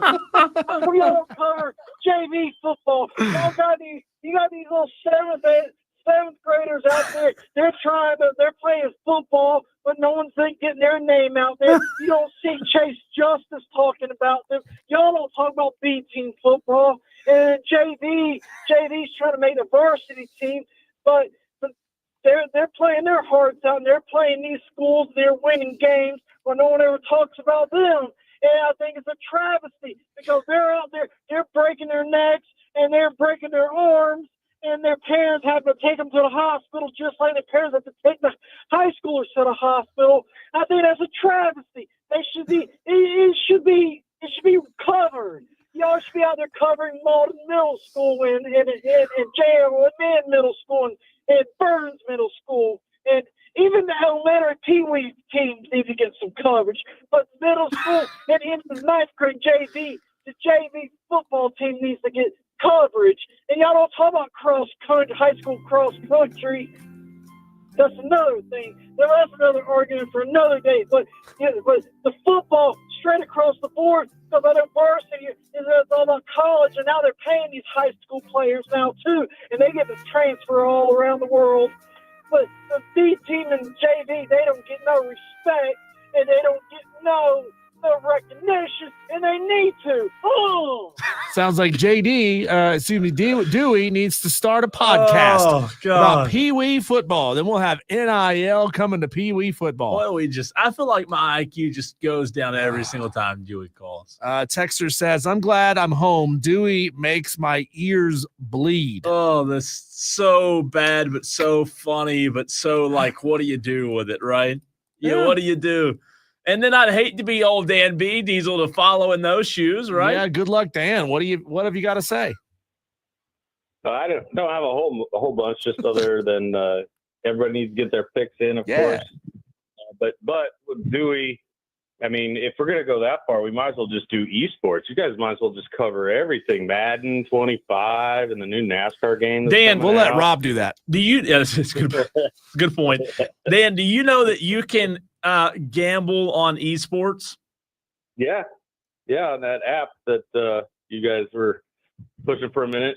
Yeah, I thought it was ridiculous. I would never put money on an esport. That's like, what? What kind of degenerate gambles on other people playing video games? Isn't that crazy? I'm telling you, man, it is. That's that question. But if you want to invoke the rule of 23.1.0 point alpha, we can take some points away from Dewey. Oh, every time Dewey calls in and takes more than 30 seconds to get his point out, God, that's a point. it took like 4.5 minutes today. I think JD said one time we had a rule on, how long. I mean, I think he went over the rule today. I really do. Where's your NASCAR at this weekend, Dan? Playoffs, right? Yeah, no, Hamlin's sitting top of the cut line, I guess. Technically, he only has to finish 31st in the next two races to projectedly make it. So, all right. Let me ask you this question because I hadn't been following it lately. He's never won the championship. That's one thing he's never done in his career. Has he got a chance to do that this year? Yeah, absolutely. I 100% think so. Be pretty cool. See him do it for the first time, I think. Yeah, I mean, he might even bail if he wins it. I know he's he's going to retire? He might. Just go out on top, I guess, right? Hey, nothing wrong with that. Elway did it. And Dan, who was your upset pick this week, by the way? Which one did I go with? God, guess it's not a winner. Oh, he's not confident in his pick. You don't even know. No, it was one with Rice. You went Rice. Only me you chose Rice. a food as your upset pick? Why not? That's a side. That's not even a main dish. That's a side, Dan. It's true. But a lot of main dishes have rice under the main dish. You ever thought about that? It's an accoutrement. It's a base. It's not. I like the first word better than base. Accoutrement. Yeah, I like that better. Jambalaya. That's a full rice dish. That's true. It's true. Yeah, well, there you go. God, now we're getting Prove hungry. me wrong real quick. It's 5 o'clock. Thanks, Guess I'll Dan. just put up my headphones and stop broadcasting. Thanks, Dan. We'll go eat. Let's go eat. Just take the show off. James says, Owls disrespect. Yeah. Is there a single football team in the United States that are the Owls that are worth a damn? I took them last week in Rice, the Upset Picks Challenge. Kennesaw State, Florida Atlantic, Temple. There's that They many all Owls? Suck. Is there more? No. I know of those four. I took Florida Atlantic last week, the Owls, and they did not hit. Dan's going with Rice. Interesting. James, how many more Owls are there besides those four? Temple, FAU, Rice, Kennesaw State. And three of them are in the same conference. Here's a good one for you, too. Might as well call them the Bulldogs. This research, Diesel. Let's do this sometime. How many college football teams are associated with food? Ooh. You've got Rice off the top of your head right now. Oh, God, Rice. What else? No. Can we say the North Dakota State Bison? Because you can eat those. Yeah, it's acceptable. you wild game. Why not? Why not? So if that's the case, then you throw in a lot of animals, right? You throw in. Yeah, in that sense. Yeah, you have to include the animals. What college football teams with food? Let's see if Tom in Somerville, right now, off the cuff, what are the college football mascots associated with food, Tom? I guess you got chicken. I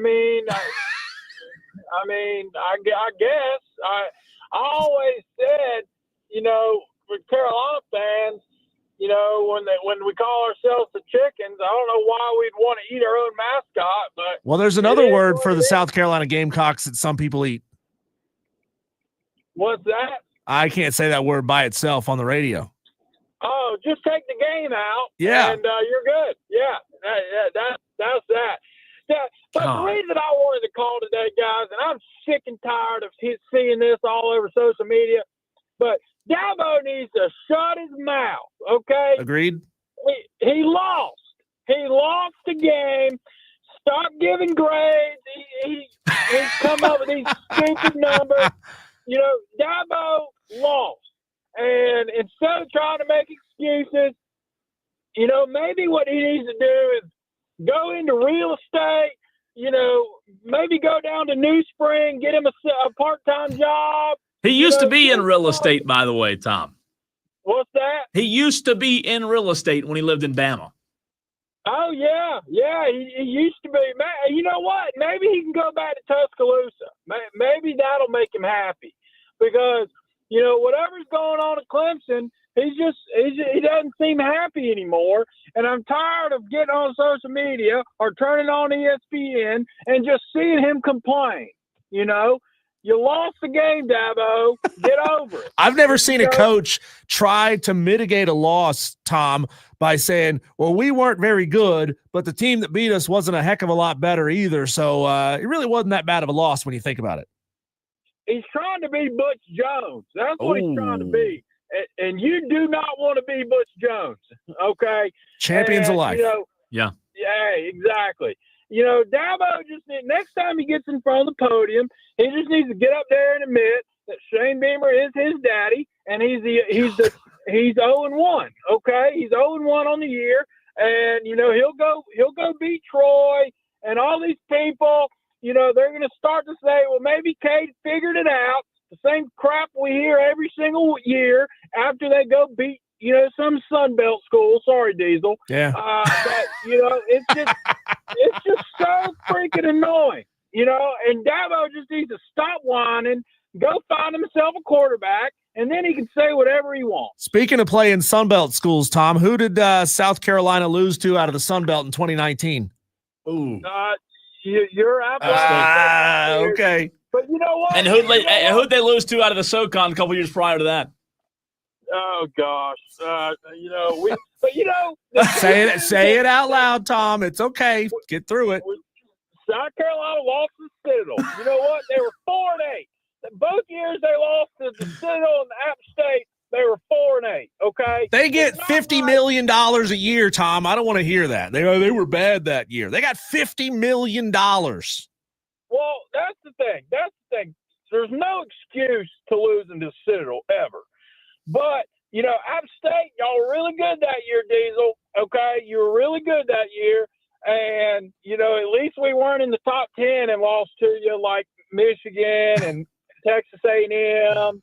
You know, at least we sucked when we lost to you. That's fair enough. Thanks, Tom. Thanks, Tom. Go Gamecocks. Cole, good luck to your Cowgirls tonight. I'll be watching. Thanks, Tom. Thanks, Tom. A little bit of breaking news real quick from ESPN. The NCAA has voted to move to a January transfer window and eliminate the spring window for football. Wow, that's interesting. That's going to change things for coaches. Eliminating the spring window. Again, just in a few minutes ago, NCAA votes to move to a January transfer window and eliminate the spring window for football. We've said a couple weeks ago, that's a good thing. There's already too many windows, right? Right. Too many there needs to be one. Consolidated. Right. Well, a lot of coaches, they don't want to have to be worrying about during bowl season, especially those that are going to be playing later bowl games. They don't want to be thinking about, hey, am I going to be able to keep my wide receiver on the team? Am I going to be able to field a roster? Who was it? Wasn't it Marshall a couple of years ago that lost? This is before Charles Huff took everybody to Southern Miss. Didn't they lose like 20 guys off of their roster before the bowl game? And they still went and played the bowl game anyway? Which is just brutal. It's not fair. It's not fair to ask coaches to do that. No, I'm with you. It is interesting, though, man. That's spring window. Yeah, I mean, I think I'm good with it. What kind of spring is January anyway? What'd you say? You said they moved it to January? They moved the spring window up to January, or they moved the fall one back to January? They're eliminating the spring one. Okay. So it's going to January. By the way, more importantly, Diesel, I was doing some research to see what programs were associated with food. Yep. I don't think there's many out there. So the only other close one, you can't eat a corn husker. No, because a corn husker is somebody who husks corn that you then That's a eat. person. Right. I know Nebraska's big on the corn stuff. I mean, Ed Gein could eat a corn husker. That's bad. Yeah. That's real It's dark. Yeah. I mean, look, I'm looking around. Texas said orange, Syracuse orange. Oh, because that's good. That's good. I mean, orange, we all know what it used to mean. The Syracuse Orangemen, we know what it used to mean. Yeah. Well, now it's just a man in a big bulbous orange. And they don't like fruit costume. They don't identify as, since we're in 2025, that's what we say now. Right. You don't identify as the fruit, the orange, right? They don't identify as that, do they? Well, a lot of people out there identify as fruits. Yeah, that's true. Believe it or not. Some people are saying Buckeyes. Well, you don't want to eat a Buckeye because a Buckeye is poisonous. The nut? Yeah. Sometimes you feel like a nut. Sometimes you don't. Hey, you know what? That hurts your teeth, wouldn't it? Yeah, it would. I mean, I guess you could crack a nut. roast Buckeye nuts on an open fire. Texter says Buckeyes are edible. Buckeyes are poisonous, aren't they? I don't know where you're getting information from. Don't be putting Buckeyes are edible out there because somebody's going to believe it. I don't know. Do you know what a banana slug is? Yeah, it's a slug that eats bananas. No, it's a yellow slug. There's a mascot out there called the Banana Slugs. It's do you know it? It's not San Jose State. It's oh God, it's UC Santa Barbara. Santa Cruz. Yep. I have a UC Santa Cruz t-shirt, and it's made famous from Pulp Fiction when Jules shoots Marvin in the face. Okay. And no, it wasn't Jules. It was Vincent. Vincent shoots Marvin in the face, and so they get blood all over their clothes. So they got to go over to the guy's house, change clothes into something that's not covered in brain matter. And one of them is wearing a UC Santa Cruz Banana Slugs t-shirt. Really? Yeah. How about this? You like the chewing gum Big Red? Yep. Cornell. Big Red. How about do they identify as chewing gum? I don't know. How about the Scottsdale Community College Fighting Artichokes? Ugh, that's gross. Yeah. You have the Delaware Fighting Blue Hens. Again, a hen, chicken. Yeah. If you want to throw the animals in there, I guess you could, right? Let's see here. Yes, according to Google, Buckeye plants are poisonous. So Buckeye Mike on the stream said not the peanut butter chocolate Buckeyes. Yes, Buckeye nuts. What are we talking about here? Where have we gone? I mean, where have we gone here? Now you can't even drink Buckeye tears in Ann Arbor anymore because friggin' Ohio State sued the bars and said you can't mess with our branding and sell Buckeye tears in Ann Arbor. So lame. Texter says Arkansas Razorbacks. Yeah. Wild hog pork, right? Yeah. Delicious, pork, I'm sure. Boston Bud. Huh. There you go. There's your I don't know how we got to that segment. What colleges associate with food. I think it was Dan B's fault, by the way, with a rice pick. One more time, though, before we run off, our upset picks, Diesel, you chose who this week for your upset pick? I chose Kansas plus 6.5. Mizzou, right? Over Mizzou. And Mizzou, didn't they score a bunch of points last week? They did score a bunch of points, but it wasn't against anybody that can, breathe and play football. Kansas plays defense this year. That's the crazy thing. Jalen Daniels is back. He's been there a couple of years now. I don't hate that pick at all. I like it. It was Central Arkansas, 61-6, the final score for Missouri.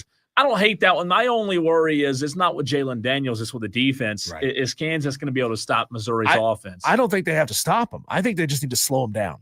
If they can slow them down to the tune of like 21, 28 points, I think they got a shot. Yeah. I really do. They might.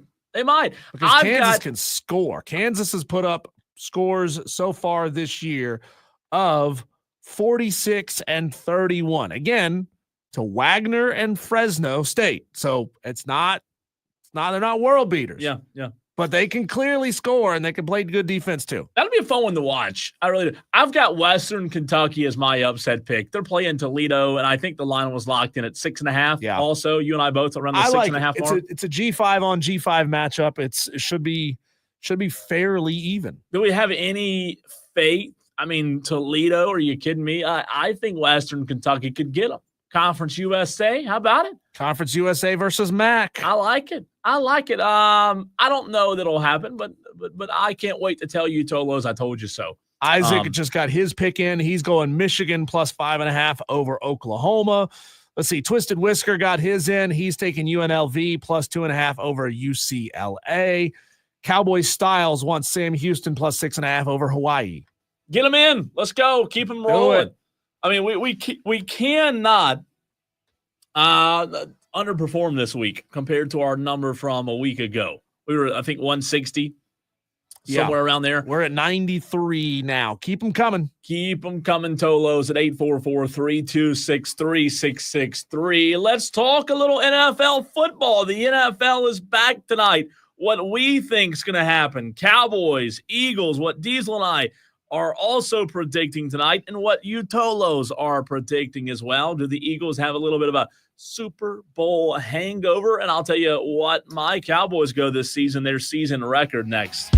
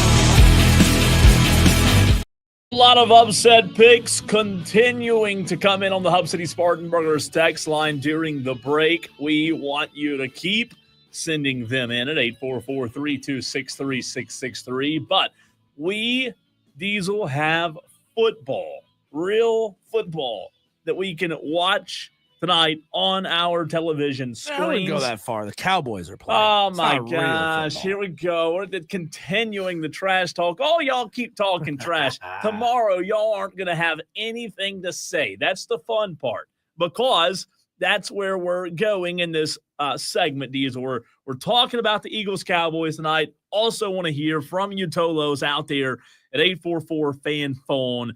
Real simple. Who wins tonight? What's your prediction for the very first NFL game of the season? Give us a little score prediction if you want. Bonus points is there as well.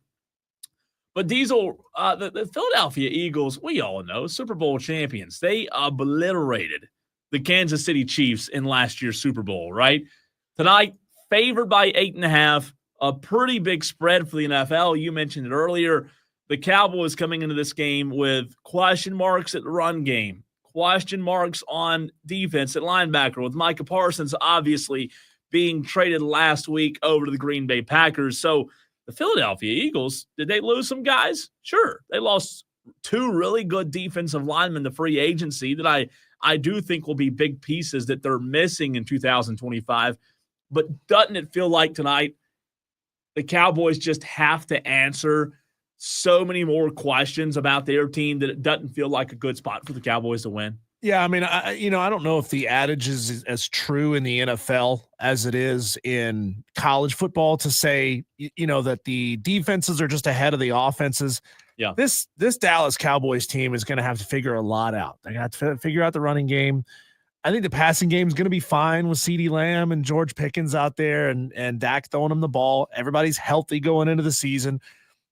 I think they're going to be fine throwing the football, but is that going to turn them into a one-dimensional team? I know the NFL is pass heavy anyway, but when you look at the other side of the football there and Saquon Barkley being there with the Eagles, it shows you what having a quality run game can do for you. That I think a lot of teams and franchises have forgotten for a long time. Having that explosive kind of run game is a game changer in the NFL, especially when everybody is building their teams to sell out to stop the pass. Look, the plain and simple, Diesel, the Eagles don't win the Super Bowl without Saquon Barkley last year. Like, they just don't. He was the difference maker. He was the cherry on top, per se, that took Philadelphia from really good to great. And with Saquon Barkley, what they were able to do last year, what I think they'll be able to do this year, it's tough. To your point, it's tough to stop because they have so many weapons on the outside. They have the best running back in football, right? They have a really good quarterback, really good defense. Reed Blankenship and those guys back there, they're tough. The Eagles have been really good at home lately. The over has hit in 6 of the last 8 games between these two. So to your point about passing a lot tonight, maybe expect some a high-scoring affair tonight. The Eagles are on an 11-game home winning streak and have covered the spread in 6 of their last 7 home games. So pretty impressive there, Diesel. You've won 11 at home in a row, covered the spread 6 of their last 7. Cowboys have struggled historically as heavy underdogs like this. They have a 1-5 straight-up record in their last 6 games when getting a touchdown or more. So, like, you look at this line tonight, 8.5 points, and you know how you and I always talk about, we talked about it with App State last week, like what trick does Vegas have up their sleeve tonight? Do I think Dallas could win the game? I do think Dallas could win the game, but I will tell you this. I joked about it earlier, Diesel, with the Super Bowl hangover. I'm not joking. In order for Dallas to win tonight, I think Philadelphia would have to come out and just come out and completely not show up, right? Well, turnovers, not look like themselves. It's worth something, though, as well, to say the Dallas Cowboys are under new management. Not Jerry. I'm talking about Schottenheimer.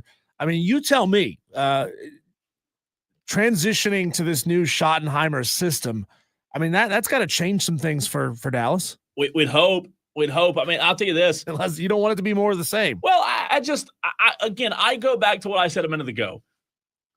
there are a lot of unknowns. You know how this week we've talked about Clemson and the problem with running back, the problem with the offensive line, some issues. Like, we didn't know those problems existed until Saturday night. The deal with the Cowboys is we know that at running back, they're relying on Miles Sanders and Jaden Blue, who they just drafted from Texas, right? You talked about George Pickens coming in, new receiver. Him and Dak have never played in a game before. Some questions at offensive line in a few positions, defensive linebackers. I mean, there are a lot of question marks. Brian Schottenheimer, first game.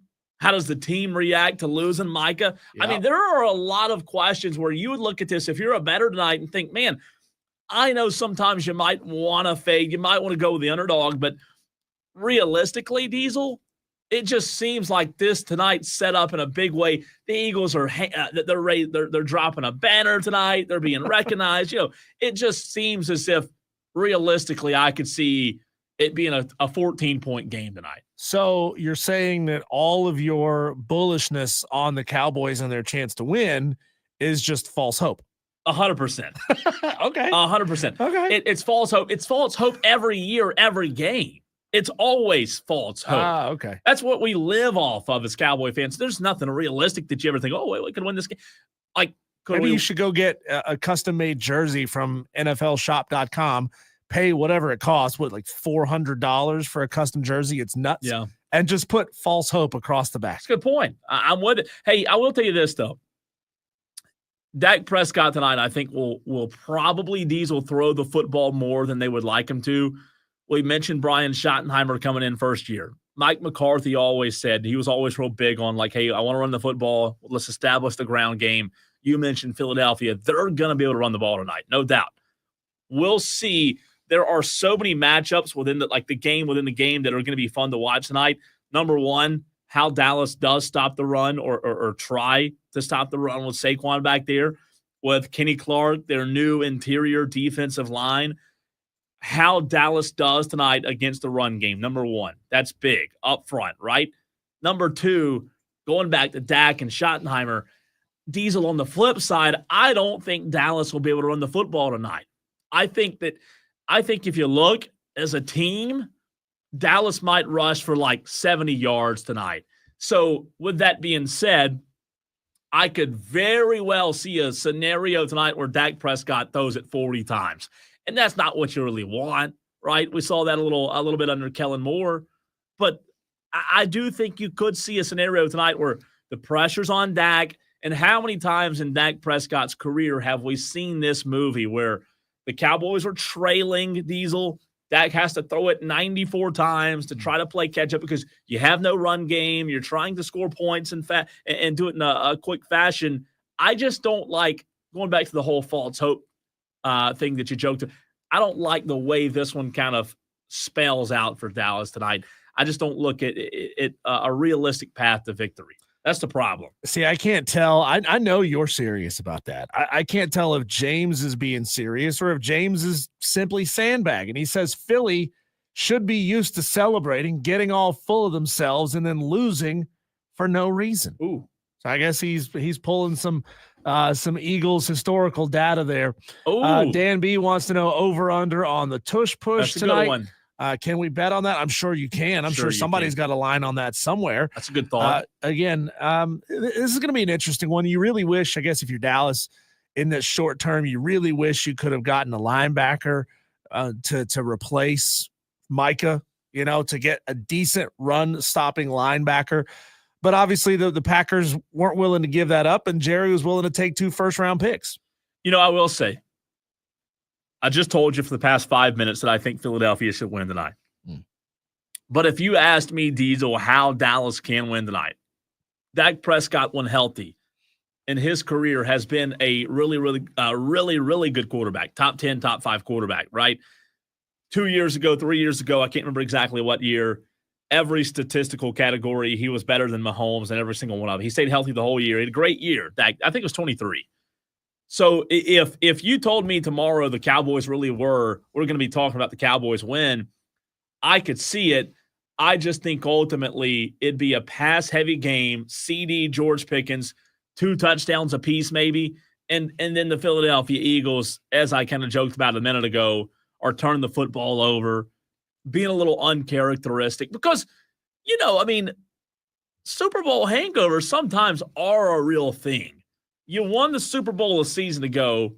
How you perform tonight, 8 months after the Super Bowl? I mean, you can't just all of a sudden come out and say Philadelphia is going to win tonight and win by 14 points. You would like to think that, but at the end of the day, Dallas has got players. They've got athletes. They've got really good talent. But the little things that Dallas always fails to do, I think that's where Philadelphia is probably going to shine tonight. It's going to be a fun one to watch, man. Early season football, always a blast. We'll see, if the Eagles can keep it rolling. Again, like you said, dynasties are hard to repeat, especially when everybody is targeting you and it's a rivalry game and there's a little something extra. Maybe losing Micah galvanizes this defense. Maybe they say, you know what?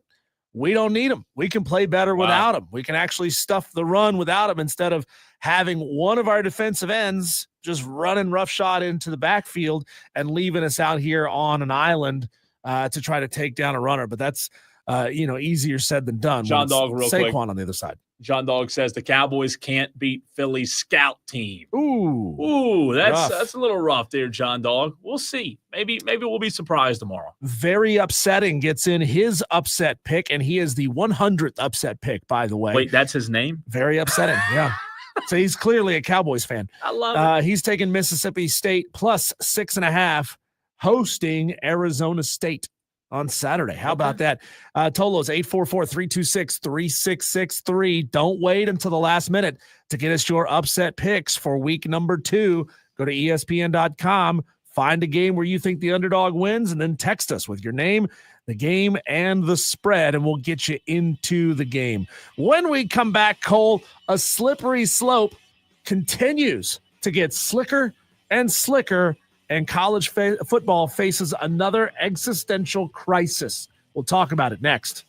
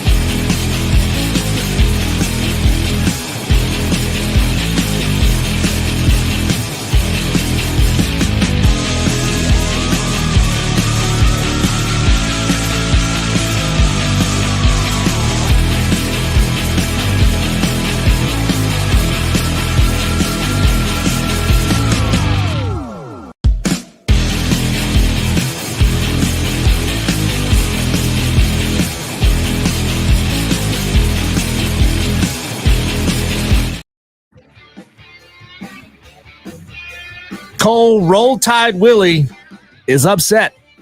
He is throwing chairs in the woods over Alabama being ranked 21st in the newest AP poll. But that is not the biggest problem facing college football right now, Cole. The slippery slope of players suing and getting what they want just continues to get slicker, and the process continues to pick up speed. It's going to be tough now for our listeners' sons, grandsons, nephews, kids that go to high school near them to find roster spots at good college football programs, because we now have players, a class action lawsuit of 10 players, including 2 Vanderbilt guys, who are claiming that the NCAA's eligibility rules violate antitrust laws. The rule that says college athletes get 5-year time spans to complete 4 years of eligibility.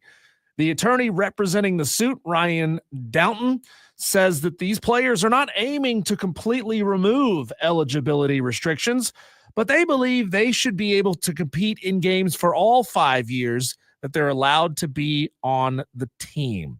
So the rule, again, that states you only get 4 years of eligibility, we've skirted around it for years with red shirt rules and shutting guys down after 4 games. They want to remove that from the game completely and say you're in school for 5 years, you can play for all 5 years. What do you think? I just, like, I understand playing 5 years, but why do we want to continue increasing the age? You know, that's my whole thing with it. I mean, what is our goal here? What's our end goal? What are we trying to do? Do we want, 30-year-olds playing college? Diego Pavia, I mean, I don't know. Hunter Renfrow, I heard, just came back, and he's at Clemson now. Yeah, right? Why not let him come back to college after they played a couple of years of the NFL? I just don't love it. And again, you mentioned it. You called it a slippery slope. I think look, COVID, that's one thing. But why do we have 19 COVID years all of a sudden, right? You get the COVIDs, and then you get the injury, then you get – I mean, these dudes have been in college for 44 years now. That's enough. They've gotten how many exceptions to the rule to allow them to take extra years in college and be on a roster for longer? Like you said, you get the 4 years, and then you get a red shirt year, and then you get an injury red shirt year, and then we had guys with the COVID year, and there's still guys on Clemson's football team with COVID years of eligibility, and it's been 5 years. This is the last year of that, by the way. It's crazy. Yeah. And look, again, these players are not suing because they want to remove eligibility restrictions completely, but you know that that's the next step. Right. Yeah. I mean, if they say, all right, now you can play for all 5 years, couple years from now, they're going to sue and say, we want a 6th year of eligibility. And then they're going to sue and we want a 7th year of eligibility. And you know what this is about? This is about guys that are not going to go to the NFL, are not going to make a career and a living to go play, saying, you know what, we can make money off of our name, image, and likeness while we're in college. So let's try to stay in college as long as possible. They're trying to Van Wilder this thing and figure out ways to stay in college for as long as possible. Yeah, well, look, the reality is it always what? Comes back to money. Sure. Right? Whether we're talking about ratings, it always comes back to money. And these guys, you said it right there. Were they begging to stay and get more education? Right. 10 years ago? No. The question is, are these guys that are suing even good enough to play or see the field and get an IL, right? I mean, evidently so, but man, that's my biggest bugaboo with it. You want to stay, that's fine, but are you good enough? Are you going to see the field? Right. Are you going to get on NIL? I don't know. I think they're all just kind of sitting around hoping that another year gives them that opportunity to pop and move up to a bigger school, make more money at NIL somewhere else. To me, it's like the debate over minimum wage changes at McDonald's. Kids want $20 an hour to go flip burgers and drop French fries into fry oil. Well, working at McDonald's wasn't supposed to be a career. It's supposed to be the short-term opportunity that gets you into the job market, establishes you in the workforce, helps you learn basic skills of being an employable person, and then you move on to other opportunities. I'd go work there for $20 an hour. Me too. Me too. Those McDonald's fries, I mean, I wouldn't say they're delicious. They're they're say okay. it. Say it. They're not delicious. They're not. They're not delicious. Are you kidding me? It's weird that you can drop a McDonald's French fry on the floorboard of your car and it's there for 6 months and hasn't changed. They're so no, good. They're not. Add that salt to them. Are you kidding? Oh, my God. The NCAA, I'm sure McDonald's, by the way, has their own salt. I know they have their own Coca-Cola flavor, but the NCAA responded by saying the NCAA stands by its eligibility rules, including the 5-year rule, which enables student athletes to access life-changing opportunity to be a student athlete. The NCAA is making changes to modernize college sports, but attempts to dismantle widely supported academic requirements can only be addressed by partnering with Congress. That's the NCAA saying, please, Congress, come save us. Trying again. Tiger pal Rachel says on X, at the Cole Bryson, at Diesel on Radio, if they make it 5 years, they should do away with red shirts, etc. No exceptions. Why are we making them go to class? Yeah. At that point. Yeah. What is class? Most of them barely go to class anyway. So why don't we just remove that requirement completely? What is class? Tolos, a big hour number 4 coming your way. We're going to take you on an audio blitz, a road trip, going across the country with the top audio in the sports world. Also, Clay Hendricks at 622, the head football coach of the Furman Paladins. All that and more right here on the Fan Upstate.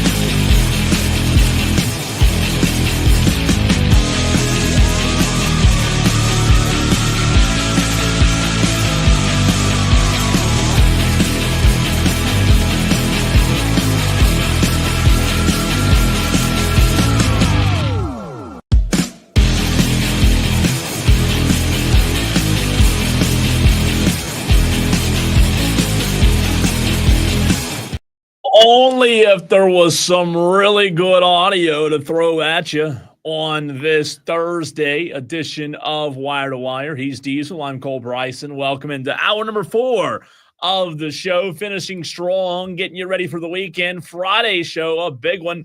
We'll be joined by Smitty of Sports Talk Media Network. And also, Diesel, just a little hint for Monday. You know, it's a big weekend in Spartanburg. You know why? The Hub City Spartanburgers have a chance this weekend to clinch home field playoffs. Whoa. Playoffs in their first year. At the Spartanburgers Fifth Third Park. So we're going to have Ian Unsworth, media relations guy over there, reached out to me today. We're going to have Tyson Jeffers on Monday. Fingers crossed, knock on wood, that we don't jinx it, that they're going to be hosting a playoff game or two. That'd be awesome. First ever. I mean, I know it's football season, but I'd like to go. I mean, that'd be a lot of fun. First ever playoff game at Fifth Third Park. So we'll have Tyson Jeffers on the show Monday to see if the Burgers are having a little playoff run at the crib, if you will. But how about some audio for you? Where should we start? A lot to get to in this segment. I don't know, Diesel, why, but I'm starting to become a fan of Marcus Freeman. You like the guy? Are you a fan? I do. He seems a little intense. He does at times. Yeah. But I like that about him. I like Marcus Freeman. I like the way he carries himself, the way he represents the program. I think he's a good guy, real classy. Like look, I'm not like calling for a hot take here, but I think Marcus Freeman, Diesel, has a chance to be one of the staples of elite coaching over the next decade or two. I really do. I think he has a chance to do something. I mean, they were really good last year, but do you think he stays at Notre Dame? No. Long term? No. I just think he's too good. And that's no offense. That sounds crazy that you're too good for Notre Dame. Wow. But I'm just saying okay, you know what? Let me backtrack. It depends what they offer him to stay. I think he would like to stay there. Yeah. But Diesel, the only reason I said no is, before we get to this audio, what if a big dog comes a calling? What if Bama calls? That's what I'm saying. Like, what if one of these big dogs come a calling? I like, maybe I'm wrong. Maybe he stays at Notre Dame. But you talk about the leadership. They lost over the weekend, Diesel, if you didn't know. And here was Marcus Freeman postgame. This is pretty inspiring here. I don't care if you didn't play a snap or you played every down. I don't care if you're a coordinator, if you're a position coach, or if you're a GM. It doesn't matter. Everybody points the finger at themselves and said, what could we have done to make sure that we achieve the outcome we want? And that's what we'll do, right? Stay together. We got the best leadership, and this is when leadership has to show, right? Keep us together. We got to do the work. I'm not saying continue to do the same. We got to find different ways and better ways to do it. We can't beat Notre Dame, and we know there was plays in that game we beat Notre Dame, right? Credit to them. It's a good team. Top 10 battle, we lost by 3. Okay, we lost by 3. Okay, the first game of the season, right? We got a good ball team. I sat there and watched and said, okay, we had to go through a little bit of the bumps in the road, but we got a good ball team, but we got to get back to work, right? This taste of pain, it hurts, the embarrassment, okay? We got to use this as we go back to work. We're going to go back to work, right? Stay together, man. Go back to work. You like that? I like it. Inspiration on this Thursday? That's going to be on a T-shirt for sale in the South Bend area. If it's not already. Back to work. Go back to work. So Miami was a good team, right? I was impressed with Carson Beck.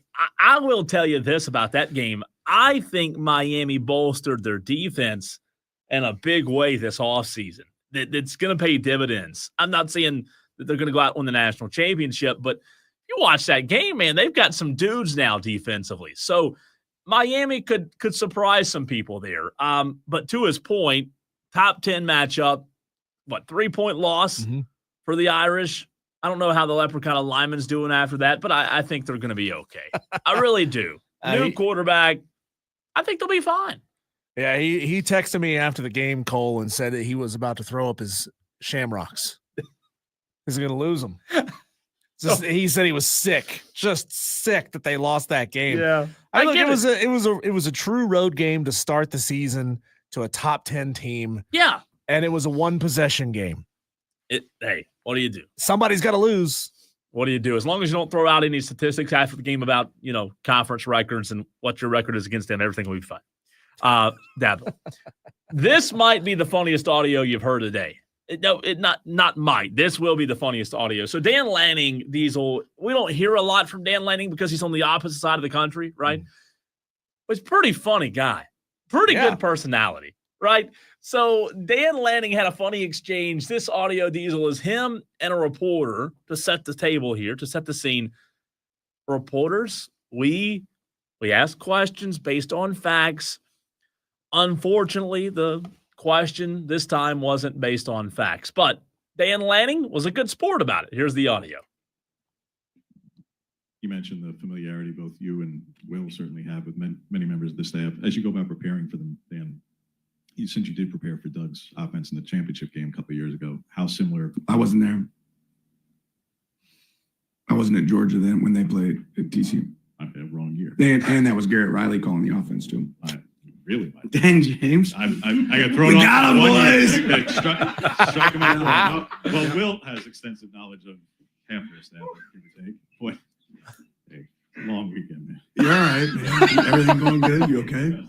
That happens, man. You don't make a lot of mistakes, so. It happens. I'll own it. Will knows a lot of guys out there. Yeah, I know a bunch of them too, but I didn't coach against TCU in the national championship. So he was a good sport about it. But that was funny, though. Oh. He just had the facts, Shane Beamer would have told him to check his sources. He would have. Dabo would have probably went on a 34-minute rant, right? And belittled him. That's funny, though. I do like Dan Lanning. Yeah. I'll say this. Here's a fun one for you. Can we get Dan Lanning on the East Coast? I like this guy. I like this guy a lot. Could Dan Lanning, here's a crazy. Where would he fit? Could Dan Lanning be the next guy up the road, up 85? Just not far, 45 minutes. After the coach. Up 85? Up, down, side away, 85, 45 minutes away. There's only one school 45 minutes away. At Clemson? Clemson, yeah. Oh, you said up 85. Up, down, Up is sideways, Charlotte. same thing. No, that's not the same thing. Down 85, Can't sorry. math, and now you down can't direction 85, either. Down 85. See, you Cole, know what I meant. You were just trying to make a big point of directions. There's these you things know what I meant. called cardinal directions. North, south, east, west. You know what I meant, though. Generally knew what I meant. Generally speaking, when you see that key on a map, up is north. But if we get on the road and say, hey, let's go up at 85 a little bit. Not everybody analyzes things to the tip. Up is north. Up, down, sideways. Go up 85 I wouldn't say I'm going to go up to Clemson. Okay. I'm going to say I'm going to go down to Clemson. Go down to Clemson a little bit. Down 85, since you're just so Mr. Correct everything today. I mean, if you make one mistake, right? See, Dan B says, I honestly thought Cole meant Charlotte. Oh, my gosh. Okay, down 85, because we analyze everything on this show. Down 85. My apologies. Down 45 minutes. There's only one school 45 minutes away. Are you a reporter that covers Oregon football? Down 85. Is that better? We're going down 85. Sorry, DB. I could certainly see Dan Lanning at North Carolina. No, he's too good for that. When they fire coach whatever his name is. Or Belichick? Yeah. No. He's Dan Lanning would never. He never take that job. No. What if they were suddenly in the power conference? No. In the super conference. I'm telling you, I like the guy. I think he could be special. I know he's West Coast kind of guy, West Coast kind of offense. I don't know. I'm just saying. I'd like to see him closer to home. I really would. Philip Moore texts in and says, I'll take the Cowboys. No idea if I did this right. Well, Philip Moore, no, you didn't do that right. You can take, but that's Cowboys. Okay. We're not going to belittle you the way that Dabo would or the way that Dan Lanning would. This is a college upset pick challenge, Philip. So do us a favor. It's okay. It's your first time. It happens to everybody. Go to ESPN.com. Look at the upcoming college football games for this weekend. Find a betting underdog that you think wins, and then text it back to us. So good job putting your name on there. Make sure you give us the full game, like both teams that are participating, and what the spread is. So I am going to correct you tomorrow if you say you're walking up the hallway. because you might be walking south. Think about that. Oh, well, if I'm going to the restroom, I'm walking up the hallway because that's north. But I'm going to analyze everything walking now. down somewhere, that'd be me going out of the parking lot. No. Because that's south. If you're going east tomorrow down the hallway, I'm going to say, hey, you're actually going east, you're not walking down the hallway. You're going eastern the highway. To me, north is up, south is down. That's correct to most people. Back is east, out is west. You go out west. You don't say you go back west. No, you I know. Out you west. say go up the road a little bit. When I say go up the road a little bit, I don't mean like go north. I just say go up the road a little bit. Go up the road. Oh. Look, hey, go up there. There's an eye doctor. That doesn't mean north. Americans will do anything not to use the metric system. No, go up the road a little bit. You just go up. It's a phrase. Welcome to the South. Scotty from BMW texts in at 844-FAN phone. Does Cole know that roads are in odd numbers go north and south? Yeah, and roads that have even numbers go east-west? I saw that on a map one time, like a social media thing. Yep. You know, a lot of people don't know that, but all the interstates. That is true. With the that is true. The vertical, it's pretty interesting. And it's generally northwest, north, south, east, west. Yeah. Because through our area, I-85 goes northeast to southwest. It does. Yeah. So it doesn't make any sense where we are. Do you want Charles Barkley next or Clemson next? Give me Chuck. Oh boy, we got two here. So two of Chuck.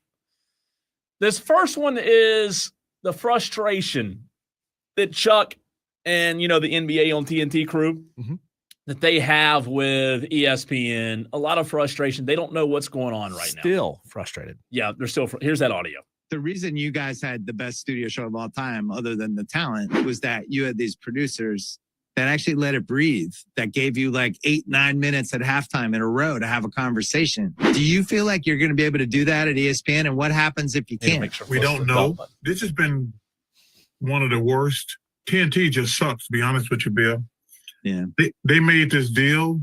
They haven't told us when we're going to work. They haven't told us how it's going to work, because we've been talking behind the scenes. Like, do we have to, after the game, are we going to get any time? Are they going to say, hey, you guys got to go to Sports Center? Well, listen, they've always gone right to Sports Center. That's always how it's worked. And I've asked that question, because you're right. That's the best part of our show. After the game, we can like have conversation and have fun. Are they going to say, you guys got 3 minutes, 5 minutes, 15, 20, 30, 45? Like, are we going to go straight to Sports Center? They haven't given us an answer whatsoever. And TNT, I think they sold the show and they haven't been non-communicable at all. What do they care? They got paid. So Charles' point here, Diesel, is the crew's going to ESPN, but as of a couple of days ago, they have no idea what the show's going to look like. To his point, I loved it. When a game was over, my favorite part was watching their reaction, them cutting up. There was no commercials. It was great. And we don't know. Like, usually, to his point, when a game ends, they go right to Sports Center, to SVP, whoever. They have no idea. They're the ones doing the show, and they don't even know. Yeah, I mean, Chuck is frustrated with this, and it's understandable. We've had audio a couple different times over the past few weeks since they made this decision, and Chuck has not cooled off about it one bit. I feel bad for him. I mean, imagine this guy and that crew. I mean, they've been a staple, and now they don't even know what their time slot. I mean, it's just, I really do feel bad, and I hope ESPN doesn't screw it up, because ESPN right now is just like buying everything, all the net. I mean, they're just trying to capitalize on everything here, which I get, but man, I just hope they don't screw it up. Texter says, by Diesel's logic, you would be going out to Clemson if out is west, because if you look at it on the map, Clemson is west of Greenville, but it's also south of Greenville. So to me, if I'm going to Clemson, I'm going down and out to Clemson. Down and out. Wow. Yeah. And a lot of Clemson fans felt that way after Saturday night's loss. Yeah, it's true. It's true. All right, I've got 3 pieces left, and they are all Clemson related. You might have heard some of these already, but let's go to Dabo first on his thoughts on Arch Manning. Don't know how this got brought up, but anyways, Dabo spoke on Arch. We have so much talk about Arch, right? Arch Manning is going to be a freaking superstar. And people that don't believe that, they're just stupid. You play him next week, Dabo? He's going to be a superstar. They're crazy. Superstar. But what's been put on this kid? I mean, it's unbelievable. Like, and all of a sudden now it's like, okay, you make a bad play, or the guy's just playing. It's the same thing with our guy, Like, he's the worst quarterback in the history of football, and then he goes to, now he's a Heisman guy. Now he sucks again. All right, so that's football. But you just have to learn how to manage that stuff. It's all part of it. When this is what you sign up for, because there's, this is what we do, and so this is our world. You fail in front of everybody, and you succeed in front of everybody, and you got to be able to handle both of those things. You got to be able to handle both. It's also why Arch Manning is getting paid a ton of money in NIL. I'll tell you what, man. He's high on Arch all of a sudden, right? Here's a little bit of audio from Cade Klubnik. Klubnik on his breakdown of the. Sorry for that. Let's get this first. Yeah, just bad eyes. I think I was too focused on what they were doing instead of what our fundamentals are. I think that it took me a few days to kind of realize that. Just sitting there thinking about, like, what am I doing right here? I haven't done that ever. Just bad eyes. It's just kind of what I said. Just was worried too much maybe what they were doing, and think about okay, Mike Fire, they might rotate right here, and this guy's going to drop out, instead of just like, all right, what's my first read? Just kind of overcomplicated a little bit at times. Not every play, but 2 or 3 plays where I just kind of overcomplicated it and just make the game simple. And I think Coach Riley does a great job of that. You got to be feeling it, not thinking about it. And I think sometimes I was thinking about it more than feeling it, which I don't think that I've done really in a game before ever. So what that tells me is he doesn't handle pressure well, right? Is that kind of what it sounds like? Doesn't handle pressure the best? Doesn't show up in the biggest games? No, that's the way it looks. One more. Dabo Swinney's conviction about this team still strong. More about my team right now than I did, because now I've got confirmation. I don't have any doubt. I got confirmation. I got confirmation on what this football team's going to be. Really proud of our defense. Played physical, played tough, D-line, linebackers. We played, and they made a couple plays. We got to clean up penalties. So it's disappointing. And sometimes you can try to do too much, and it's an opener, especially if you're not playing well or whatever. But just more confirmation than doubt. Things get exposed early, and rather than game 8, it's right out of the gate. You're seeing, you don't forget that. So I'd much rather have that. And again, there was a lot of more good than bad. It's a 1-score game. LSU's going to score a bunch of points on a lot of people. So more confirmation, in case you missed it. Confirmation. Does he get $1 every time he says confirmation? Is he Catholic? Goodness gracious. We have confirmation that our next guest won a football game this past weekend. Who am I talking about? Well, I'm talking about the head football coach of the Furman Paladins, Clay Hendricks, coming off a 23-21 win over William and Mary. Coach Hendricks going to join us next on the Fan Upstate.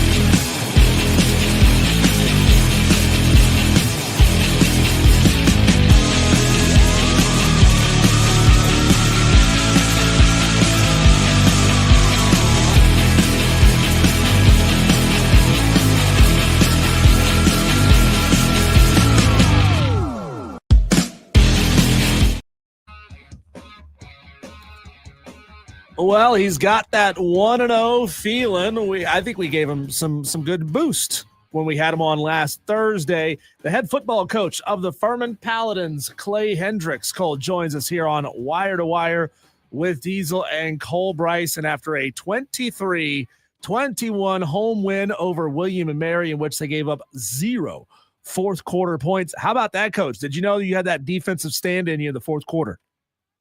Well, I was hoping we did. I don't know. I think we probably played our best football in the fourth quarter on both sides of the ball, and certainly it was a good time to do it. Trailed lead or going into the fourth quarter, and our defense really played well, and our offense really stepped up at that time, ran the ball, was able to finish the game. Anytime you can run the ball and get victory formation after making the first down, that's a good thing. So something good to build on. Coach, when you talk about a close game like that early in the season, sometimes, those close games can pay dividends, but you guys come out on the right side of it Saturday. What was it in your mind that allowed you guys to be 2 points better on Saturday against William and Mary?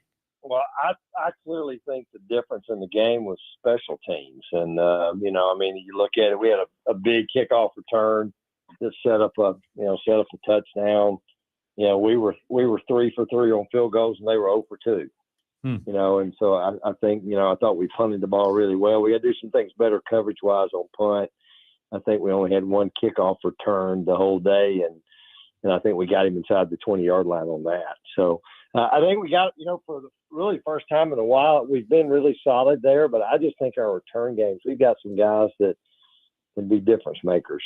And I thought we were close on a punt return to having a big play. So hopefully we can build upon that. I thought we were solid in lots of ways on both sides of the ball, offensively and defensively, but I think there's certainly a lot more room for improvement there, which we'll need to do this coming week. Coach, your player Taylon Blaylock had that big 43-yard interception return for a touchdown. Do you feel like you're going to need performances like that, big change of momentum plays, on a fairly regular basis, which is hard to get? But do you feel like you're going to need those on a week in, week out basis to get wins? Well, I think to be a championship team, you have to do those kinds of things, and that's who we try to be around here. And I think it's creating explosives offensively, and it's eliminating explosives defensively, and then certainly can you create some turnovers and take care of the ball. We did a pretty good job taking care of the ball. But no, those are huge plays in the game, particularly against a really good opponent. And I don't know how many times. I know there's some really good matchups. You look around the country. Week 1, I mean, there was one obviously right down the road at Clemson, but a lot of the first games of the year, maybe a lot of times mismatches. So I knew we had our work cut out for us. I think that team had lost. I think they had lost 2 out of conference games in over 20 years in the regular season. So they're used to winning. They had a proud tradition, and we didn't get it done up there a year ago, and so I'm thrilled with the win. Coach, what did you and your staff ask quarterback Trey Hedden to do going into the game? Because, just from looking at what happened, it didn't look like he was asked to do a whole lot. I mean, he was so efficient on Saturday, 21-29, took care of the football, and managed the game really well, it seemed. Yeah, I thought that's the best thing he did do, and that's really kind of what we asked him to do. And, it's kind of like we tell our whole team, the worst thing we can do is beat Furman. Yeah. You beat Furman when you turn the ball over, you get foolish penalties, kind of pre-snap, post-snap penalties, and then you allow big plays defensively. And, we allowed a couple defensively. We'd like to be better there. We got to create a few more. We had a chance for a few more big plays, offensively. But again, I think against a really quality opponent, really good, solid first game for us. You always hear the biggest change should be from week 1 to week 2. We're kind of an unusual group. We're relatively experienced, but we're still relatively young. Which can be a good thing. So we'll just try to continue to get a little better each week, and if we do those things, we'll have a chance to have a good team.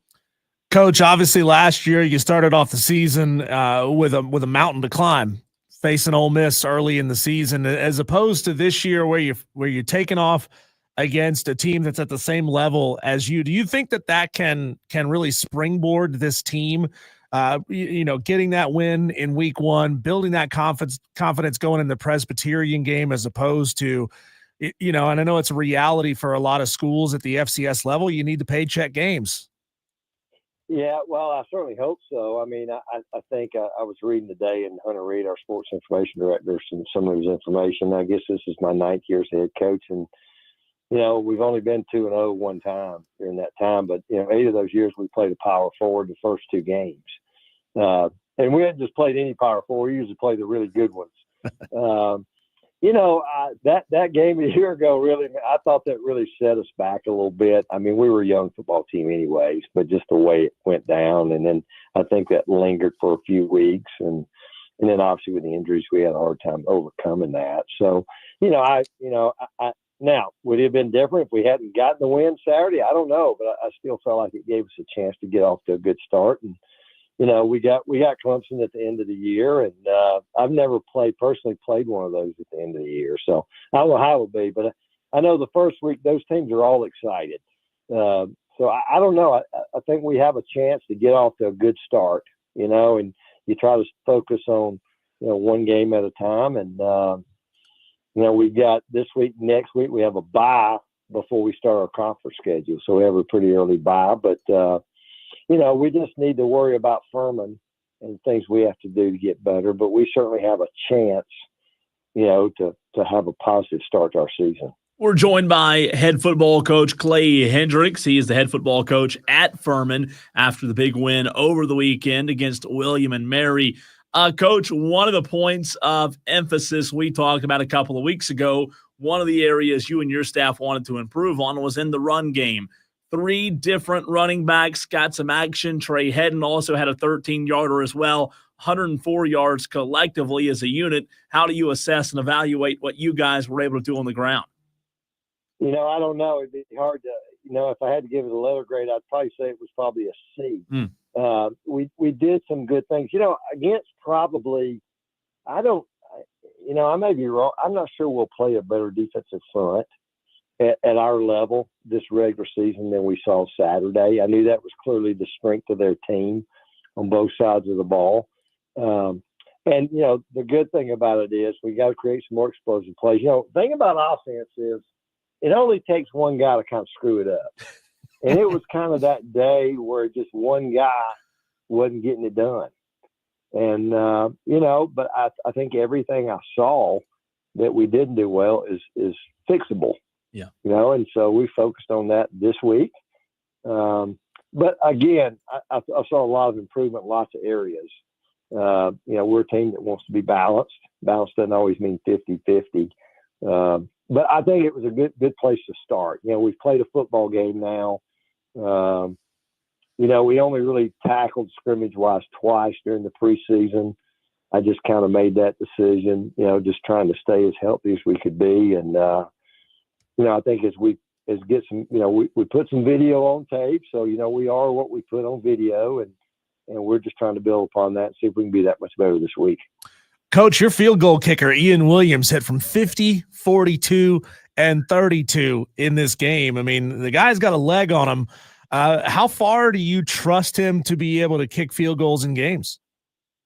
Oh, I really wouldn't even hesitate probably from 60 yards. If, certainly conditions can dictate it a little bit. I mean, obviously if there's that much wind or maybe the circumstances of the game might dictate it, but just from a leg strength, I don't even hesitate. I think he only had one kickoff again returned.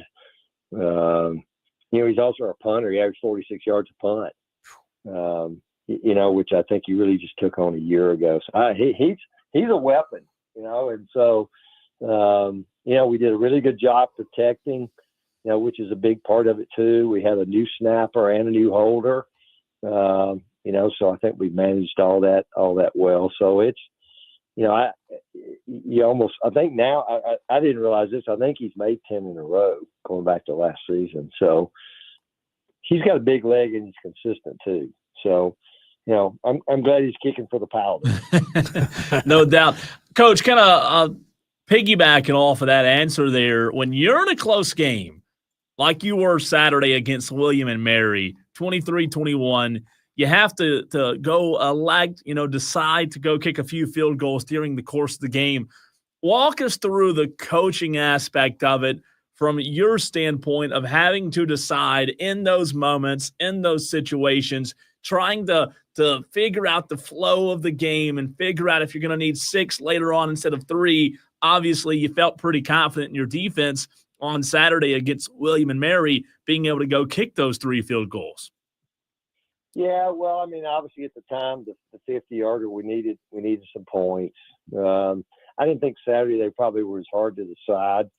What was a little different Saturday, we're up 17-7. We make a great drive. We take it from our 8 down to, we're inside their 20, and we're up 7. And I've already told them, said, look, we're going to go up 17-7 at worst, and give us the 2 scores. And we get the ball to start second half, and lo and behold, we turn it over. And so they ended up missing field goal for the half. And, really the only question mark had the last drive when he kicked the kick to go ahead. I don't know what there was in the game, 4.5 minutes or so, and we bled a little bit of clock. And, and I think Justin Roper, offense coordinator, both had already said, look, we're going to, we got to the point where we just have that much confidence in him. Last thing we want to do is do something, turn it over and really put it in his hands. And he knocked it through. And then I think the biggest, thing that came up, they get the ball back with, I don't know, what was it, 2.5 minutes to go. And we have a big third down stop, and then they got to decide. They got two timeouts, or they're going to punt it to us. And obviously we make 1 first down, probably the game's over. And, there's, they're not going to have much time. And then they end up going for it. And we stopped them. And then we still got to make a first down. And on third and maybe, I think it was 3rd and 3. 3rd and 3, yeah. Third and 3. You make a first down, the game's over. If not, now what are you going to do? You going to kick it, or are you going to go for it on 4th down, or are you going to take, are you going to take the chance that it might get blocked? And it'd been one thing if you're going up, but you're going to kick it to go up 5. So now a touchdown still can beat you. At least a field goal can't tie you or beat you. So I didn't get to that point. I had actually not made that decision. In fact, I was leaning on going for it because it was 3rd and 3. Really got 2 plays, to get 3 yards. But Jaquan Smith, great young man who had a brutal injury, about 21 months ago. We handed it to him. He made a great little run, got the first down, and got to get in victory formation. So that's a pretty good feeling when you get to that point. Coach, your opponent on Saturday also 1-0. They won a close, hard-fought game against Mercer, 15-10. What do you see out of PC that you think might be a little bit of a challenge? Well, I just see they're pretty good everywhere. They just got a good football team, and I mean, I think sometimes people think, it's that assuming that, something happened, some fluke, nothing. They really won in every phase of the game. They were better in the kicking game. They were better on offense. They were better on defense. Golly, they got good players. They're really well coached. They got a good scheme on both sides of the ball. They just, I'm sure they'd gone down there a year ago and just got beat badly. And, I think we've all been in those situations. You have that team coming in, the expectations are you're supposed to blow them out again. So I'm sure that weighed a little bit on Mercer, but, man, just credit them and their staff and the way they played. And, and I don't know, probably a good thing for us because, I don't think we had trouble getting our kids' attentions. Our kids have been pretty good about, whoever, we respect everybody. But man, you watch that tape, our defending conference champion, and they went down there and just got it done, outplayed them. And so we'll have to be at our best Saturday. Coach, my last question for you. When you're game planning and watching film, how much do you look at who they played last week? For example, PC had 416 total yards of offense. How much do you and your staff try to evaluate how good the other team was in preparation for what you'll see this Saturday? Well, we know a lot about that team, and I do think you got to be a little careful about, that team's not the 24 team, just like we're not the 24 team, and Presbyterian's not the 24 team. But it is nice to get a tape where you're playing who you see on tape. William and Mary, first games, I knew a number of those guys that they had back, but they had a lot of new guys too. And so a lot of them you didn't really know what you were going to see. But now they got a tape on that. We've put a game on tape and they put a game on tape. Not that, and I don't know. I think both teams, you'll always still see some things that are a little bit different. But I think we both played really competitive teams where it's not like you could hold stuff back. We both had to kind of lay it out there, and we both got really good wins. So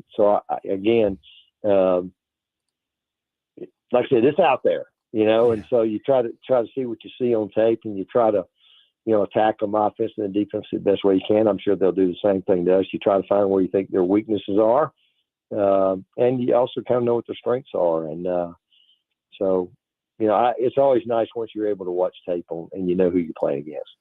Coach, congratulations on the win, taking on PC this weekend. Go make it 2-0. How about it? Hey, that'd be great. We'd be excited. We're looking forward to it. To be back home. I don't know when we've been at home for 2 weeks in a row to start the season. So that's been a fun thing. And we're excited to go play against a really good opponent, and that'll be a heck of a game. Thanks, Coach. Thank you. Clay Hendricks, big win. I think they do, Diesel. I think they're going 2-0. I think they're going to get PC. Yeah, I mean, winning a hard-fought game, it changes, it galvanizes the team and gives you a lot of confidence that you can win even when you're not playing your absolute best. But, hey, an offensive touchdown, a defensive score, and a couple of field goals, that'll win a lot of football games. Final chance for you to get your upset picks in next.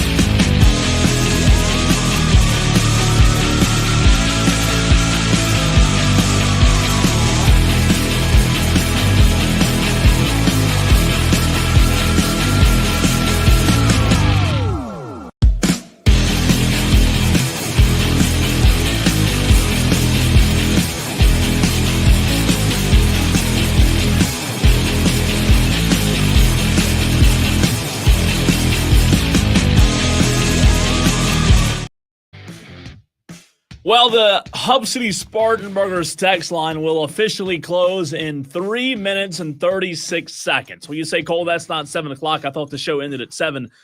Well, the little news flash for you. It actually ends at like 6:52:30-ish, keyword. So Diesel's laptop will close. He will slam it in 3 minutes and 30 seconds. If you have not gotten your upset pick in, you better do it right now at 844-3263. 663. Tomorrow is the final opportunity. And how far off are we so we know where to set our sights for tomorrow? We started the day at around 62. Now we are at 107 picks. So we got about 45 That's a good picks day on the show today. Yeah, good day. Good day. The goal obviously was set way out there at 200 picks this week.